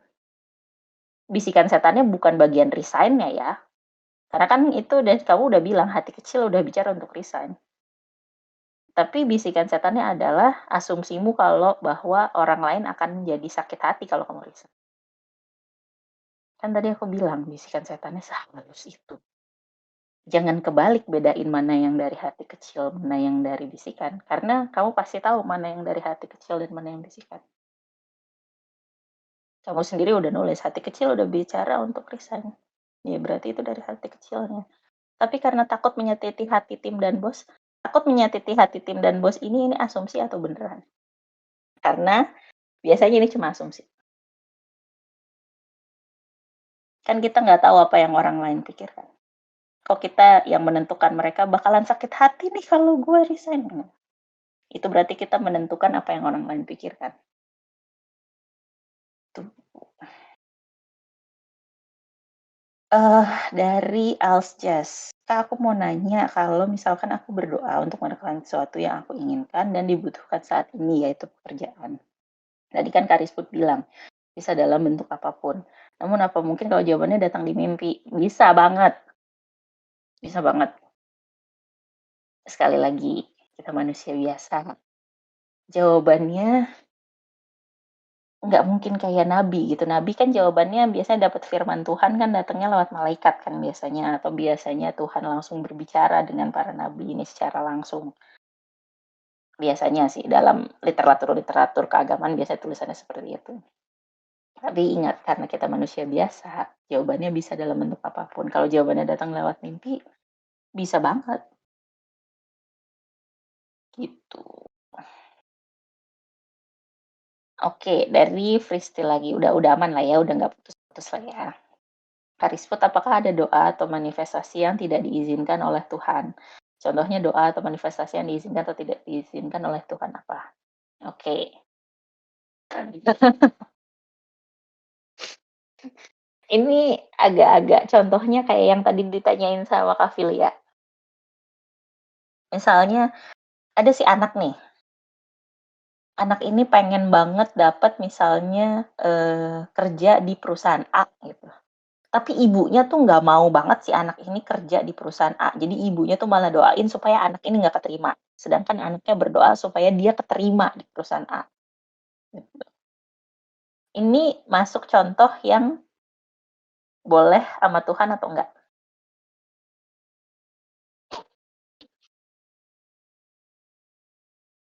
Kira-kira gimana kalau kasusnya kayak gitu? Anaknya pengen A, terus tapi ibunya nggak pengen anaknya ke situ. Jadi ibunya malah doain supaya didoain ke Tuhan anak saya jangan sampai dapat gitu. Dibolehin nggak? Itu diizinkan nggak?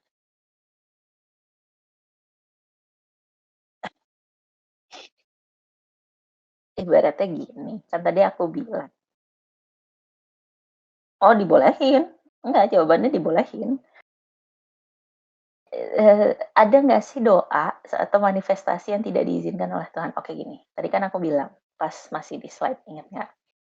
Kalau kalian sudah bisa berdoa, doa itu sudah bisa diucapkan, permintaannya apapun, pengharapan apapun, wish apapun, goals apapun, misalnya dream apapun yang masuk ke dalam doa itu berarti akan dikabulkan. Berarti kalau logikanya kayak gitu, ada nggak sih doa yang tidak diizinkan oleh Tuhan? Doa, kalau misalnya kamu berdoa, tapi doanya itu untuk kemaslahatan umat, kemaslahatan, jangan gitu deh, bahasanya indah banget kalau itu. Misalnya kamu doa supaya mudah-mudahan orang itu celaka gitu, misalnya si A celaka, si B celaka, misalnya kena bala atau kena malapetaka gitu. Itu dibolehin nggak?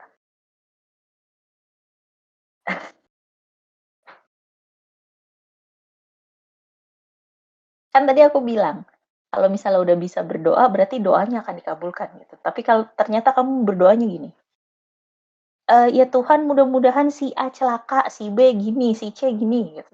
Tapi itu doanya semua yang buruk-buruk kejadian sama orang lain. Gitu.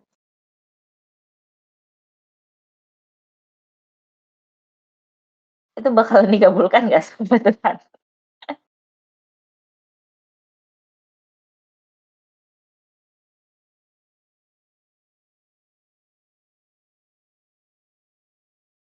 Ayo, dikabulkan nggak? Kan tadi cara konsep doa kalau udah bisa diucapkan pasti dikabulkan. Ayo. Jadinya orang lain bakalan kena bala gitu.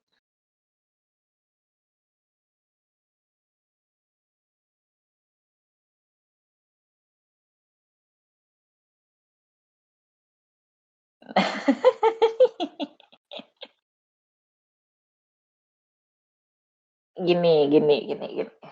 Gini, gini. Gini.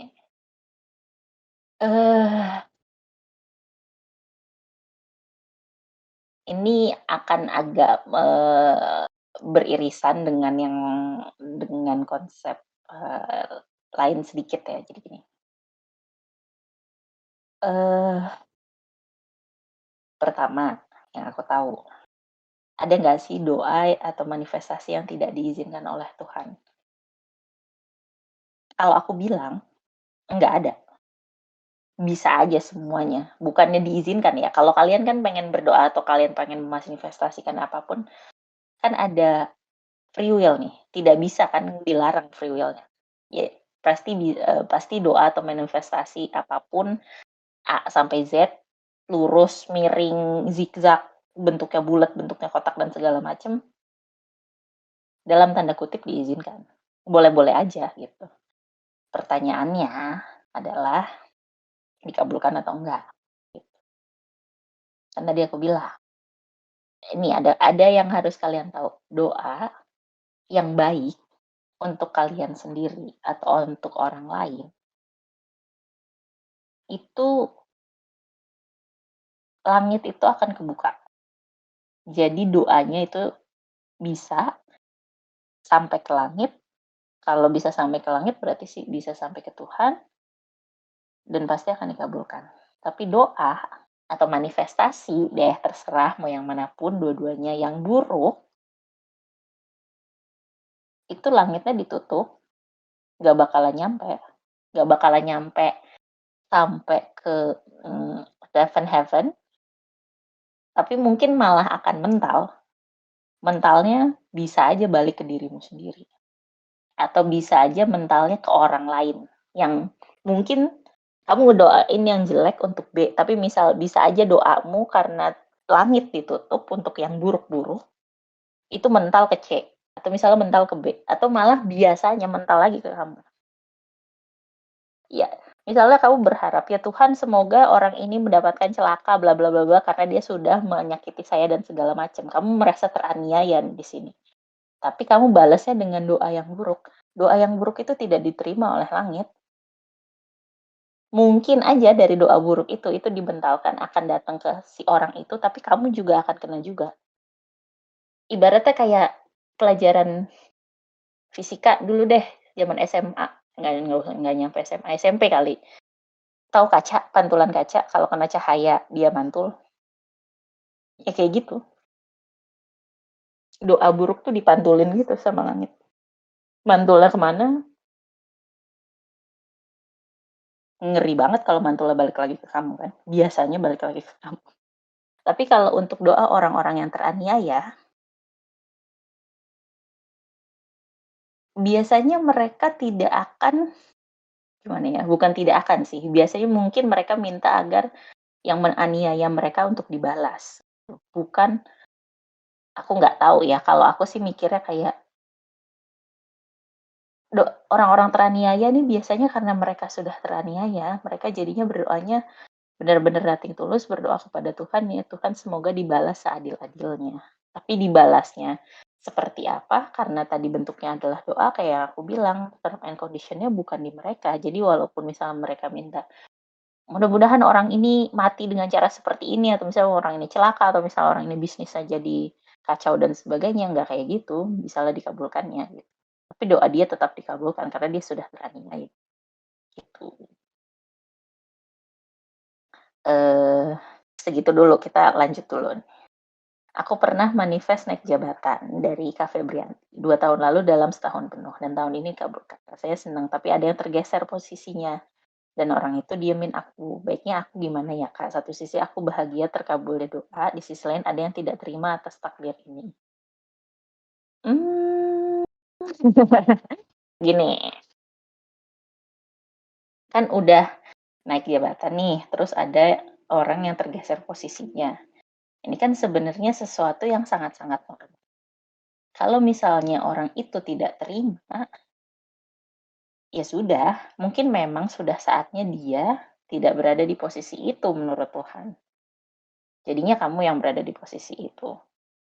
Dan orang itu mungkin sudah disiapkan tempat lain sama Tuhan. Karena gini, sebenarnya setiap kali doamu tidak dikabulkan, setiap kali kamu di-reject, kamu ditolak, kamu disakiti, itu sebenarnya adalah cara Tuhan untuk mengarahkan kamu ke jalan yang memang sudah di-planningkan untuk kamu.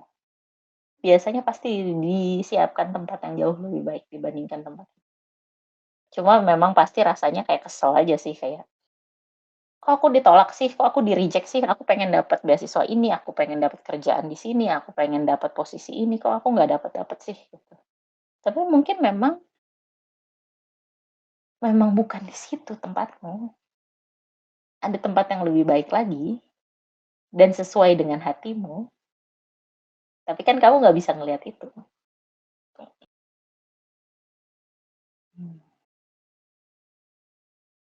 Jadi jangan pernah ngerasa kalau misalnya manifestasinya tidak dikabulkan, doanya nggak dikabulkan, bukan berarti ada yang salah dengan kamu atau ada yang salah dengan doanya, tapi berarti memang mungkin bukan itu jalannya. Udah disiapin tempat yang lain, tapi kamunya gini, kamu mengetuk pintu yang tertutup, padahal kamu nggak sadar ada pintu yang terbuka. Jadi jangan ngelihat rejection, penolakan, pemutusan hubungan kerja, pemindahan posisi, pergeseran jabatan, demo, atau diturunkan mungkin jabatannya itu sebagai sesuatu kamu sedang dihukum. Enggak, kamu lagi diarahkan ke tempat yang lebih baik. Intinya jangan ngeliatin pintu yang udah tertutup terus. lihat pintu yang terbuka. Tuh. Dan, saranku sih ya buat Kak Febrianti, itu urusannya dia sih kalau nggak terima. Kan kita tidak bisa buat orang lain bahagia. Dan dia juga kan sebenarnya gini, doanya Kak Febrianti kan sebenarnya tidak berharap bahwa si orang ini akan tergeser, atau mungkin Kak Febrianti tahu bahwa kalau misalnya aku naik jabatan ini berarti ada orang yang geser, berarti itu udah sesuatu yang lumrah, sesuatu yang udah normal gitu. Ya udah gitu. Kita nggak harus bikin semua orang suka sama kita. Asal syaratnya adalah kita nggak berbuat jahat sama mereka, kita nggak merugikan mereka, kita nggak aneh-aneh lah ya intinya dengan orang lain. Berarti bisa jadi ada doa yang lebih kuat dari doa kita ya, Kak. Betul, atau bisa juga itu memang grand design-nya dari Tuhan, kan kita nggak tahu.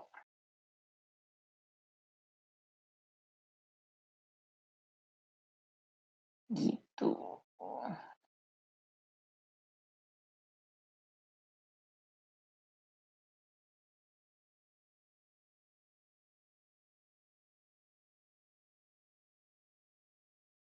Oh gitu ya Kak Risput, karena aku sempat berdoa untuk dapat pekerjaan. Sebetulnya sampai sekarang aku belum mendapatkan offer, tapi aku saat tidur suka dapat mimpi kalau aku harus mau belajar coba di bidang lain selain pengalaman kerjaku terakhir setahun lalu.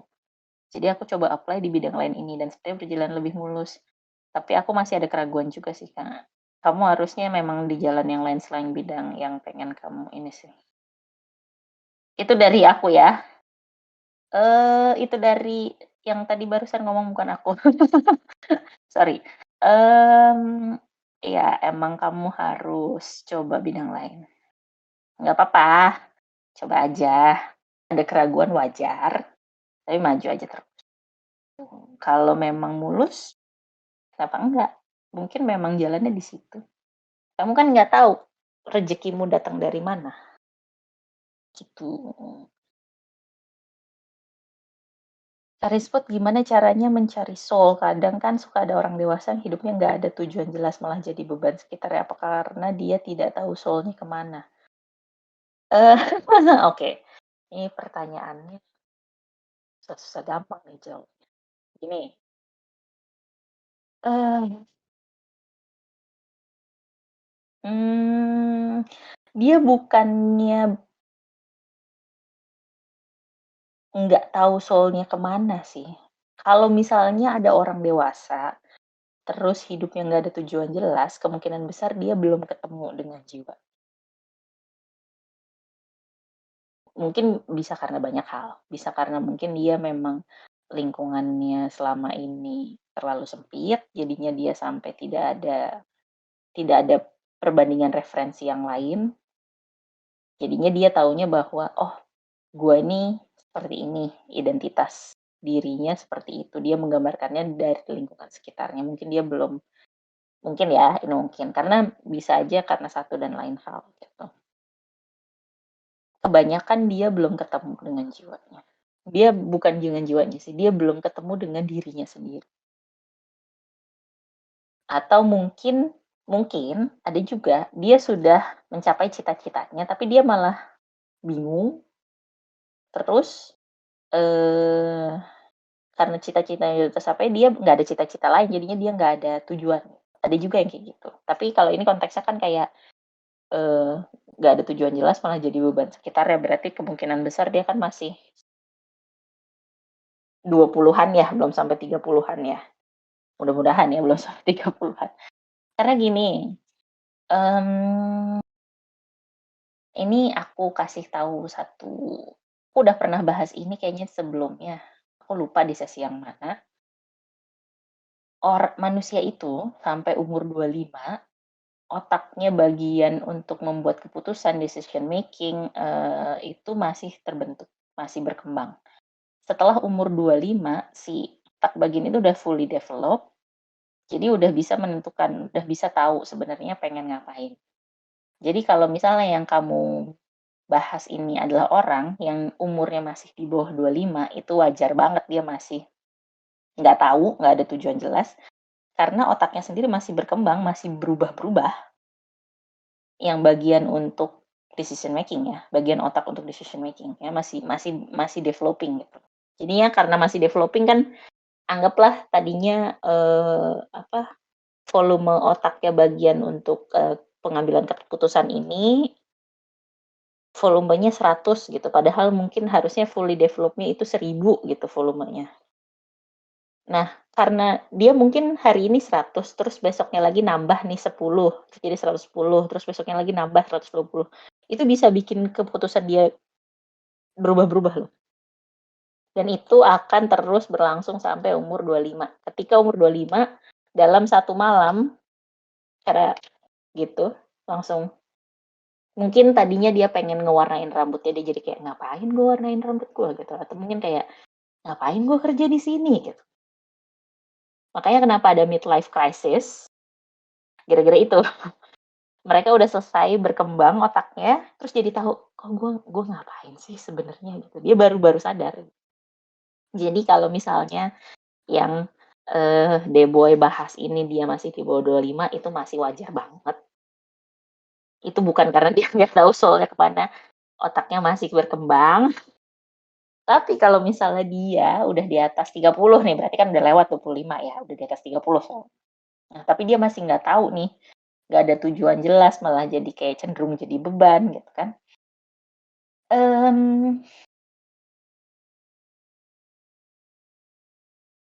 Dia, yang tadi aku bilang, dia belum ketemu dirinya sih. Berarti dia mainnya kurang jauh. Itu aja. Sedih emang, sedih. Aku aja sedih ngomongnya, kayak apakah lingkungannya memang sesempit itu atau se-eksklusif itu sampai dia nggak ada preferensi yang banyak, jadi dia nggak tahu sebenarnya tujuannya itu apa gitu. Karena kalau kamu pengen tahu tujuan hidupmu apa, kamu butuh referensi yang banyak, bukan preferensi ya, referensi yang banyak. Referensi yang banyak tuh dapetnya gimana? Ya mungkin dengan ke sekolah, mungkin kamu dengan cari kerjaan apapun kamu coba-coba, atau mungkin kamu cari hobi apapun yang kamu suka gitu. Karena kamu butuh referensi yang banyak, kamu butuh informasi yang banyak muncul di otakmu sampai kamu tahu bahwa oh ini loh, gue pengennya ini. Gitu.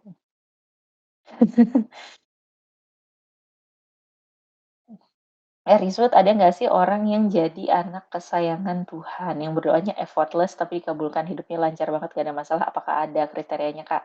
Ada, aku tahu orangnya, aku nggak akan sebutkan siapa, tapi yang jelas dia memegang banget 3 hal yang di slide terakhir aku tadi. Dan dia pun orang yang ngajarin aku 3 hal itu. Dia bilang sama aku, kalau kamu pengen hidupmu bahagia, syaratnya cuma 3 itu.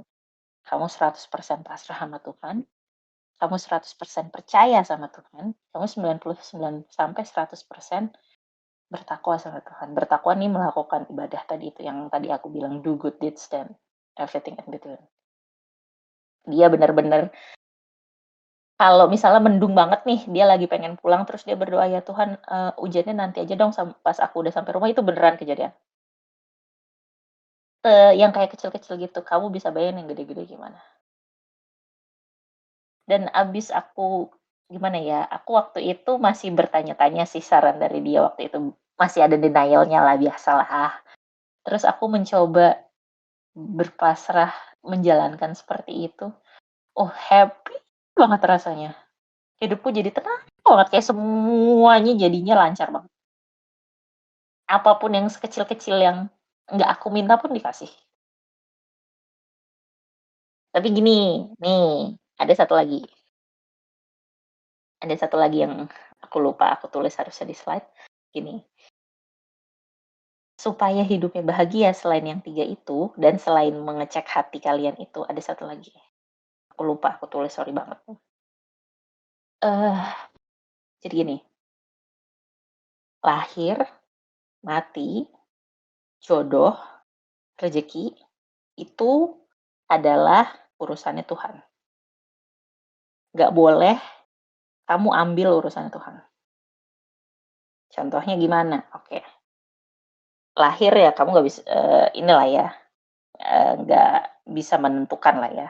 Kalau lahir itu kan ya terima aja gitu. Mati, jangan matiin orang lain. Itu urusannya Tuhan. Pasti jadinya hidupmu bakalan susah dan segala macam. Kamu membunuh satu orang walaupun kamu membunuh dirimu sendiri, itu udah dianggap kayak membunuh seluruh umat manusia kan. Ya karena itu urusannya Tuhan. Kamu nggak boleh mengambil itu. Lahir sama mati. Yang ketiga tadi jodoh. Urusan jodoh itu urusan Tuhan. Bukan berarti kamu nggak bisa berdoa, tapi kamu nggak boleh mengambil itu ke tanganmu sendiri. Kamu datang ke dukun, kamu melet orang, kamu nyantet orang supaya senang sama kamu, itu udah ngambil urusannya Tuhan. Hidupmu nggak bakalan bahagia selamanya. Kalau kamu udah ngambil itu. Mau nanti orang yang kamu sayang, udah kamu pelet, udah kamu dukunin, udah kamu apain, itu kamu ngambil, jelas-jelas ngambil job desk-nya Tuhan ke tangan kamu sendiri, kamu nggak bakalan bahagia. Hidupmu nggak bakalan lancar, kamu nggak bakalan happy, dan lain sebagainya. Itu soal jodoh. Kalau berdoa boleh, tapi berdoanya juga kenapa disarankan tidak menyebut nama, karena urusan jodoh urusan Tuhan. Kamu nggak boleh menyebut nama. Aku mau nikah sama dia, nggak boleh. Sama si A, Fulan bin Fulan, Fulan anaknya Pak ini, nggak boleh. Itu urusannya Tuhan. Jangan diambil di tanganmu sendiri. Kamu berdoa aja, boleh. Berdoa mendapatkan pasangan yang seperti ini, pasangan yang seperti ini, pasangan yang seperti ini. Tidak, tapi tidak spesifik nama orang. Yang keempat, rezeki. Rezeki itu urusannya Tuhan. Kalau kamu bener-bener anxious banget, cemas banget, gara-gara Indonesia mau resesi, katanya 2023 seluruh dunia resesi, Indonesia mau resesi dan segala macam, terus kamu ketakutan setengah mati, terus kamu jadinya melakukan hal-hal di luar nalar, gara-gara kamu ketakutan, kamu nggak bakalan punya duit, kamu kehilangan duit, kamu simpanan nggak ada, dana darurat nggak ada, dan lain sebagainya, itu kamu udah mengambil urusannya Tuhan. Kalau kamu ngambil urusannya Tuhan, jangan heran kalau misalnya doamu nggak dikabulkan. Misalnya gini, kamu misalnya berdoa, aku pengen punya kerjaan, aku pengen punya tabungan di akhir tahun ini sekian. Tapi kamunya sendiri, kamu ngurusin itu, kamu ngeribetin itu, kamu mikirin itu. Padahal rezeki itu urusannya Tuhan. Gini, aku punya kerjaan nih, terus kerjaanku diambil sama orang, aku nggak bakalan bantuin dong. Ya udah itu orang udah dikerjain sama orang itu, kenapa aku ngerjain lagi? Ya Tuhan juga kayak gitu. Jangan ambil haknya Tuhan, jangan ambil bagiannya Tuhan. Bagiannya Tuhan apa aja? Lahir, mati, jodoh, sama rezeki. Rezeki ini sih yang biasanya bikin yang 100% kepercayaannya tadi jadi nggak 100%. Karena kamu khawatir terus, cukup nggak duitmu buat besok, cukup nggak duitmu buat besok. Nggak bisa, itu urusannya Tuhan. Yang Tuhan suruh ke manusia itu adalah untuk berusaha, bukan mengambil tugasnya Tuhan. Ingat ya, tadi 3 nih, yang paling penting apa? 100% percaya, 100% pasrah, 99-100% bertakwa. Kerjaannya Tuhan apa? Lahir, mati, jodoh, sama rezeki. Jangan diambil kerjaan Tuhan. Jangan jadi Tuhan. Kalau nggak bakalan kamu mau berdoa kayak gimana pun nggak bisa. Karena kamu udah ngambil kerjaan yang seharusnya itu bagiannya Tuhan.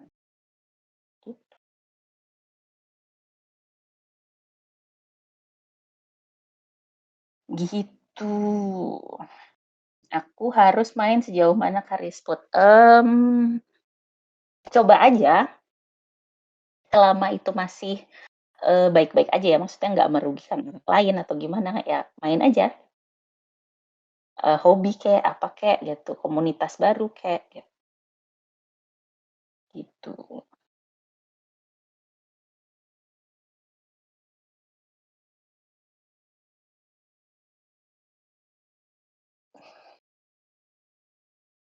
Syarat yang 3 tadi terakhir, bagian yang bertakwa, apakah harus melalui ritual keagamaan? Orang yang spiritual percaya Tuhan tapi tidak practicing agama konvensional gitu gimana Kak? Nggak bisa dong jadi gitu Kak. Loh enggak. Gini, bertakwa itu tidak harus dengan melalui ritual keagamaan. Kalau misalnya dia masih punya agama, dia masih punya kepercayaan, memang ada ritual-ritual tertentu yang mungkin jadi panduan buat dia. Jadi sebenarnya agama kan buat panduan ya.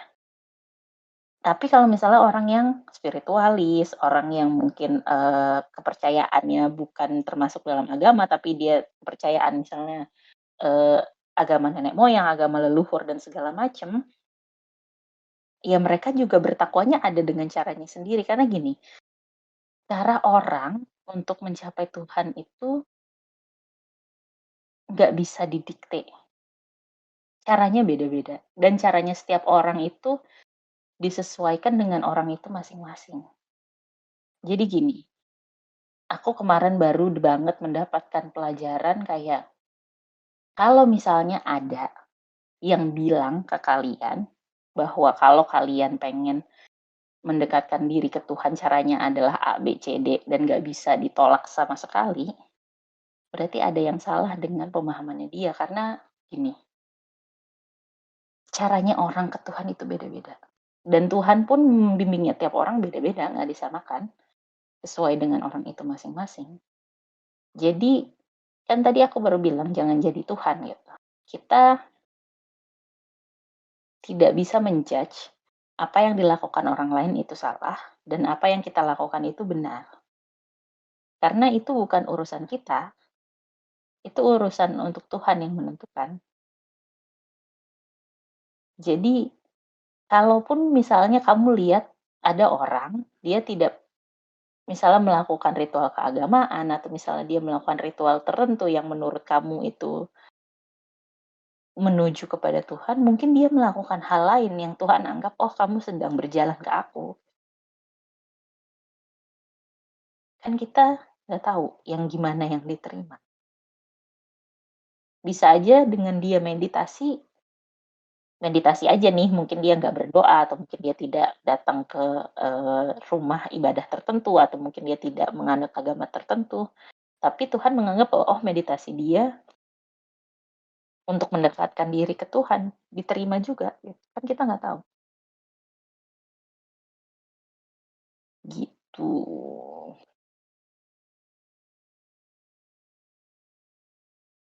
Dan tiap orang tuh perjalanannya bener-bener sangat-sangat privat loh ya. Jadi aku bingung kalau misalnya ada yang, gimana ya, diumbar perjalanan spiritualnya atau dipamerkan, karena itu bener-bener private banget, itu urusan bener-bener urusanmu. Kalaupun misalnya kelihatan kamu sedang melakukan ritual tertentu, ritual keagamaan tertentu atau ritual kepercayaan tertentu, sebagai wujud kamu sedang berusaha mendekatkan diri ke Tuhan, bukan berarti kamu sedang pamer, tapi kamu memang sedang melakukan ritual keagamaan, ya nggak apa-apa gitu. Tapi menurutku itu sesuatu yang sangat-sangat privat. Dan kita nggak tahu mana yang diterima sama Tuhan, mana yang. Jadi kita pun gimana ya? Pesanku adalah jangan jangan gampang ngejudge. Itu bukan urusan kita untuk ngejudge. Orang itu dekat atau Tuhan, dekat dengan Tuhan atau enggak, itu bukan urusan kita untuk ngejudge. Gitu.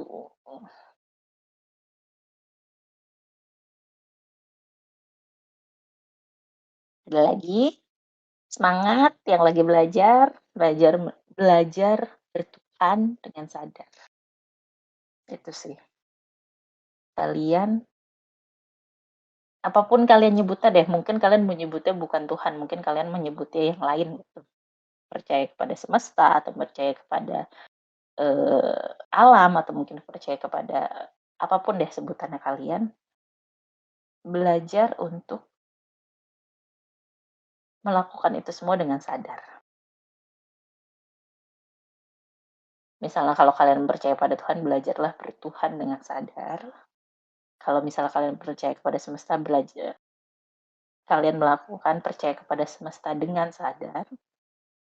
Misalnya kalian percaya kepada alam, kalian juga berperilaku kepada alam dengan sadar, semuanya dengan sadar. Dan jangan mencoba menjadi sesuatu yang kalian sembah. Jadi jangan pernah mencoba untuk jadi Tuhan. Gitu.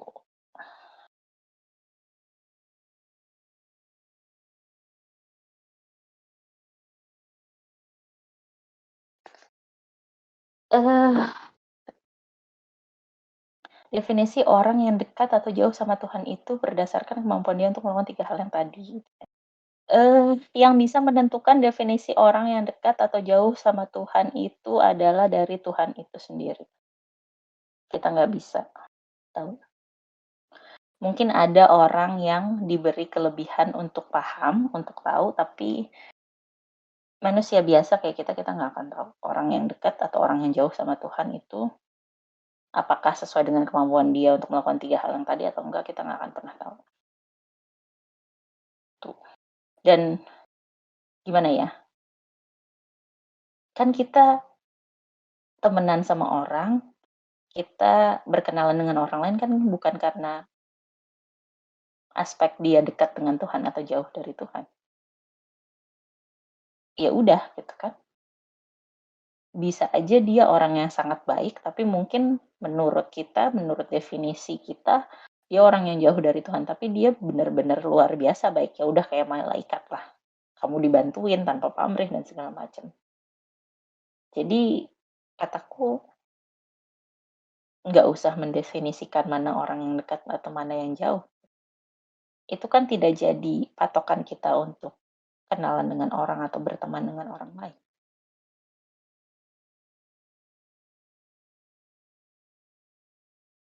Itu. Ini maksudnya yang tadi aku ajarkan bukan untuk amunisi tambahan untuk ngejudge orang lain ya, itu untuk bekal buat diri sendiri. Kan doa, manifestasi, kan diri kita sendiri yang tahu. Kalaupun kalian berdoa untuk orang lain atau manifestasi untuk orang lain, jangan dikasih tahu ke orang lainnya itu, malah mungkin tidak akan terkabul kalau misalnya kalian kasih tahu.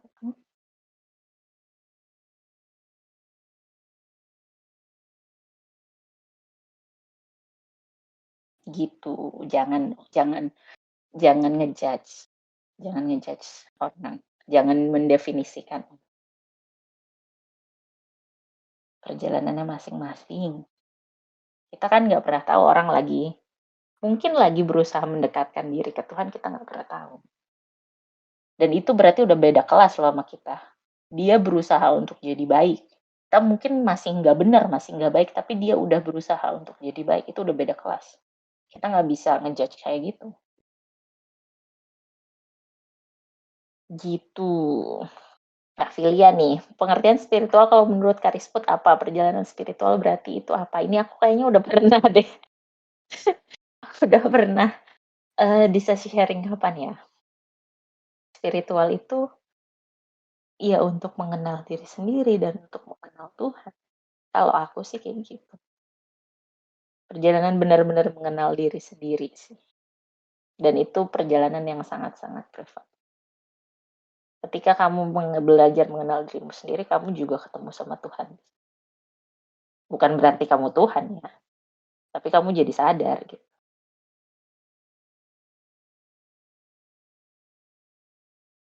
Gitu.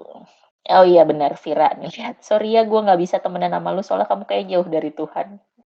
Ya, nggak mungkin kan. Kan itu bukan patokan kita mau berkenalan, berteman dengan orang lain. Gitu kan.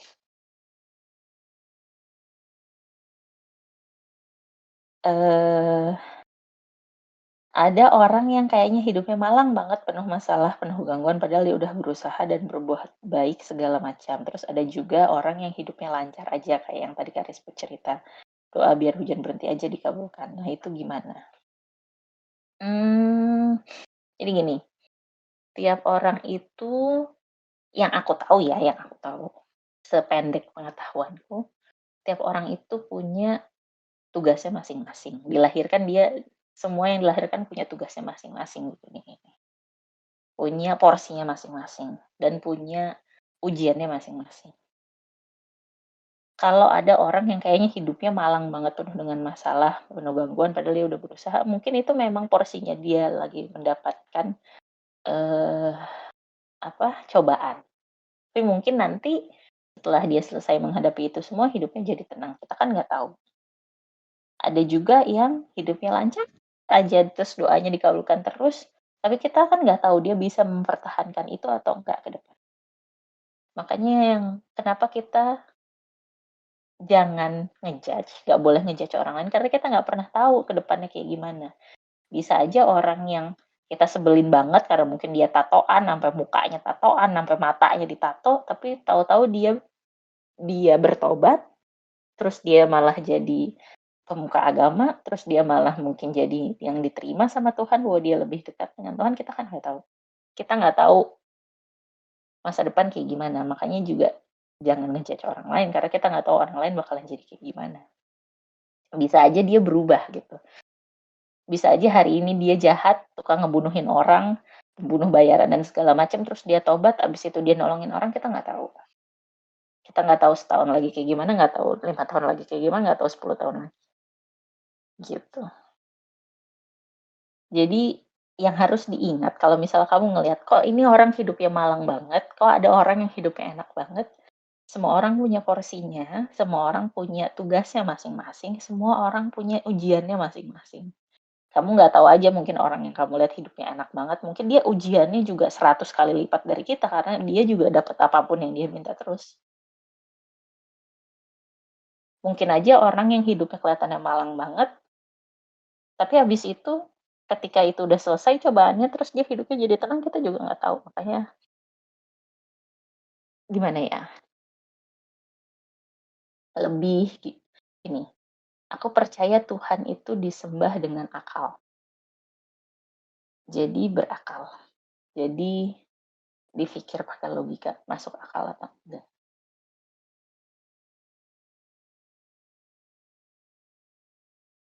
Betul, itu yang dilihat mata manusia aja. Kita nggak pernah tahu semuanya. Kita nggak pernah tahu cerita lengkapnya dari orang lain. Kita bahkan nggak tahu cerita lengkap kita untuk diri kita sendiri aja. Kita mungkin nggak tahu.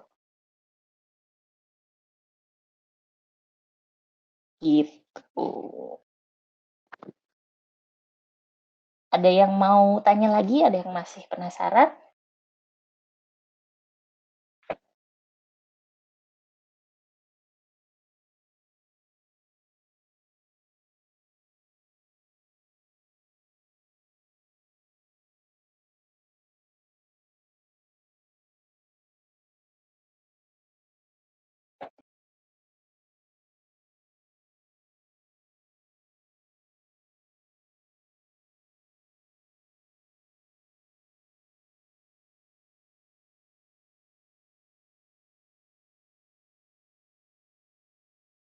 Dia dibilang setiap manusia punya perannya masing-masing di dunia ini. Cara taunya peran kita apa itu gimana? Eh, Gini, setiap orang punya perannya masing-masing. Oleh sebab itu, karena Tuhan Maha Adil, dia juga udah dibekali dengan skill set yang sesuai dengan peran yang harus dia jalankan. Jadi kalau kamu pengen tahu peranmu sebenarnya apa di dunia ini, coba kamu list aja semua skill set yang kamu punya. Sampai sesuatu yang kamu pikir paling konyol sekalipun yang kamu bisa lakukan dengan effortless, tanpa harus mikir, kamu tulis coba. Semuanya. Misalnya kamu bisa punya kemampuan yang aneh-aneh, misalnya kamu bisa minum terus selama 20 detik nggak napas tapi minum terus gitu misalnya. Sampai yang sekonyol itu ditulis aja, kemampuan yang benar-benar kamu bisa sendiri, yang kamu tanpa harus pikir, yang effortless banget kamu bisa lakukan, tulis aja. Atau mungkin masukin juga background sekolah, segala macem, kuliah yang kamu suka, kuliah yang mungkin kamu dapat A, atau mungkin pelajaran di sekolah yang kamu nilainya bagus terus. Itu kan berarti sesuatu yang effortless buat kamu. Jadi gini, jadi kamu berusaha ngelis dulu daftar sebenarnya skill set apa sih yang kamu gitu.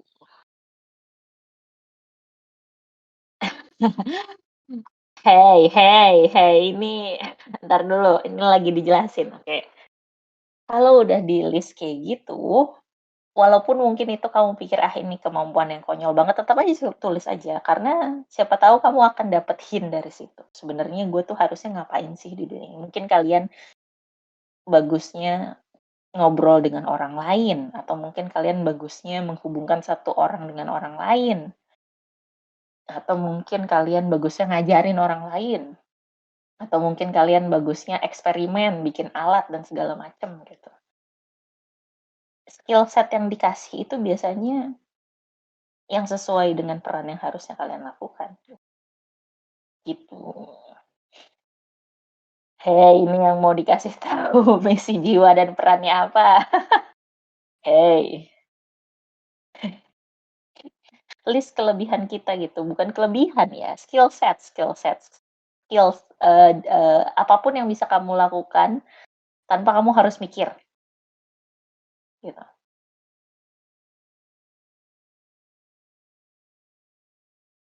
Misal kamu bisa masak gitu, kamu nggak usah lihat resep, kamu bisa masak enak. Kan itu ini skill set kan, cooking, skill setnya cooking berarti. Atau misalnya kamu sebenarnya kalau ngerasain makanan kamu tipe yang lidahnya bisa bedain, oh ini dibuatnya dari pakai ketumbar, pakai kemiri, pakai cabe, pakai apa, kamu bisa bedain itu dari makanan kan nggak tahu. Kalau yang kayak gitu-gitu kemampuan kan nggak kelihatan sama orang kan. Yang kelihatan sama orang kan paling gimana jago ngitung atau jago nulis atau misalnya jago bahasa kayak gitu-gitu kan kelihatan. Tapi kalau yang misalnya kayak bedain makanan, bedain bahan makanan dari cuma ngerasain doang atau misalnya bedain wangi, kamu bisa bedain wangi sandalwood, wangi citrus, wangi frankincense, apalah segala macam kamu bisa bedain cuma dari nyium sekali doang. Kan yang ada yang nggak kelihatan kan? Gitu.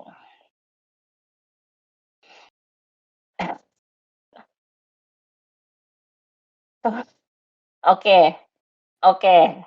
Ada disclaimer, kemampuan yang bisa gacha, tolong, oke, ini yang ngerasa punya kemampuan gacha, diduitin nggak apa-apa, tapi jangan terlalu over.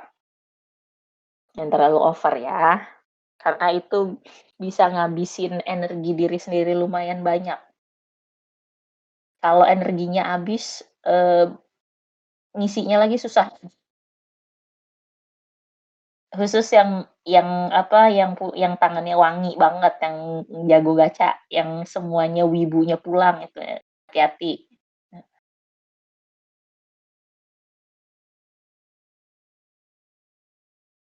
Sebaiknya kita sebagai manusia itu punya keinginan nggak sih dalam arti menggunakan hak free will kita atau ya udah ikutin aja maunya semesta atau Tuhan bagaimana. Loh, dikasih free will sama Tuhan, ya itu biar punya ini dong, biar punya apa? Biar ada keinginan, biar bisa digunakan. Lah kalau nggak boleh digunakan ngapain dikasih free will?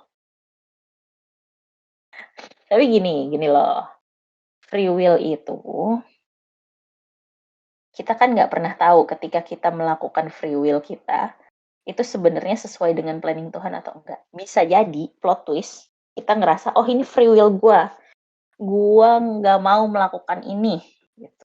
Tapi ternyata sebenarnya itu memang sudah ditulis bahwa lu mengikuti free will lu itu, lu tidak mau melakukan sesuatu hal yang mungkin seharusnya lu merasa harus lakukan, tapi itu sebenarnya sudah sesuai dengan grand design dari semesta atau dari Tuhan. Kita kan nggak tahu juga. Ya ketika kita menggunakan hak free will kita, mungkin aja itu memang sudah grand design-nya seperti itu. Jadi, gunakanlah hak free will kalian dalam batas-batas yang wajar. Ingat ya, jangan merugikan orang lain, jangan menyakiti orang lain. Yang pokoknya gini, karena susah. Kenapa jangan menyakiti orang lain atau merugikan orang lain? Ketika kamu bertobat, kamu dimaafkan oleh Tuhan, tapi ada mungkin tobatmu yang tidak diterima kalau misalnya kamu belum dimaafkan oleh orang lain yang pernah kamu sakiti. Itu gimana coba? Karena orang lain juga termasuk ciptaan Tuhan loh. Tuhan juga sayang sama dia. Tuhan juga sayang sama kamu. Kamu bertobat, tobat kamu diterima, tapi kamu dulu pernah menyakiti orang lain, orang ini masih sakit hati, belum maafin kamu. Tuhan juga bilang, aku juga sayang dengan hambaku yang ini. Kamu harus minta maaf dulu sama dia, sampai benar-benar bisa diterima. Gimana coba? Jadi, gunakan hak free will, tapi ingat, jangan menyakiti ciptaan Tuhan. Karena kita nggak tahu mungkin itu yang akan menghalangi kita untuk bisa benar-benar mendapatkan doa yang kita pengenin. atau doa kita dikabulkan ketahan gara-gara itu. Kan nggak enak. Padahal kita udah lupa, kita aja udah lupa kita pernah nyakitin orang, tapi orangnya masih sakit hati sampai sekarang.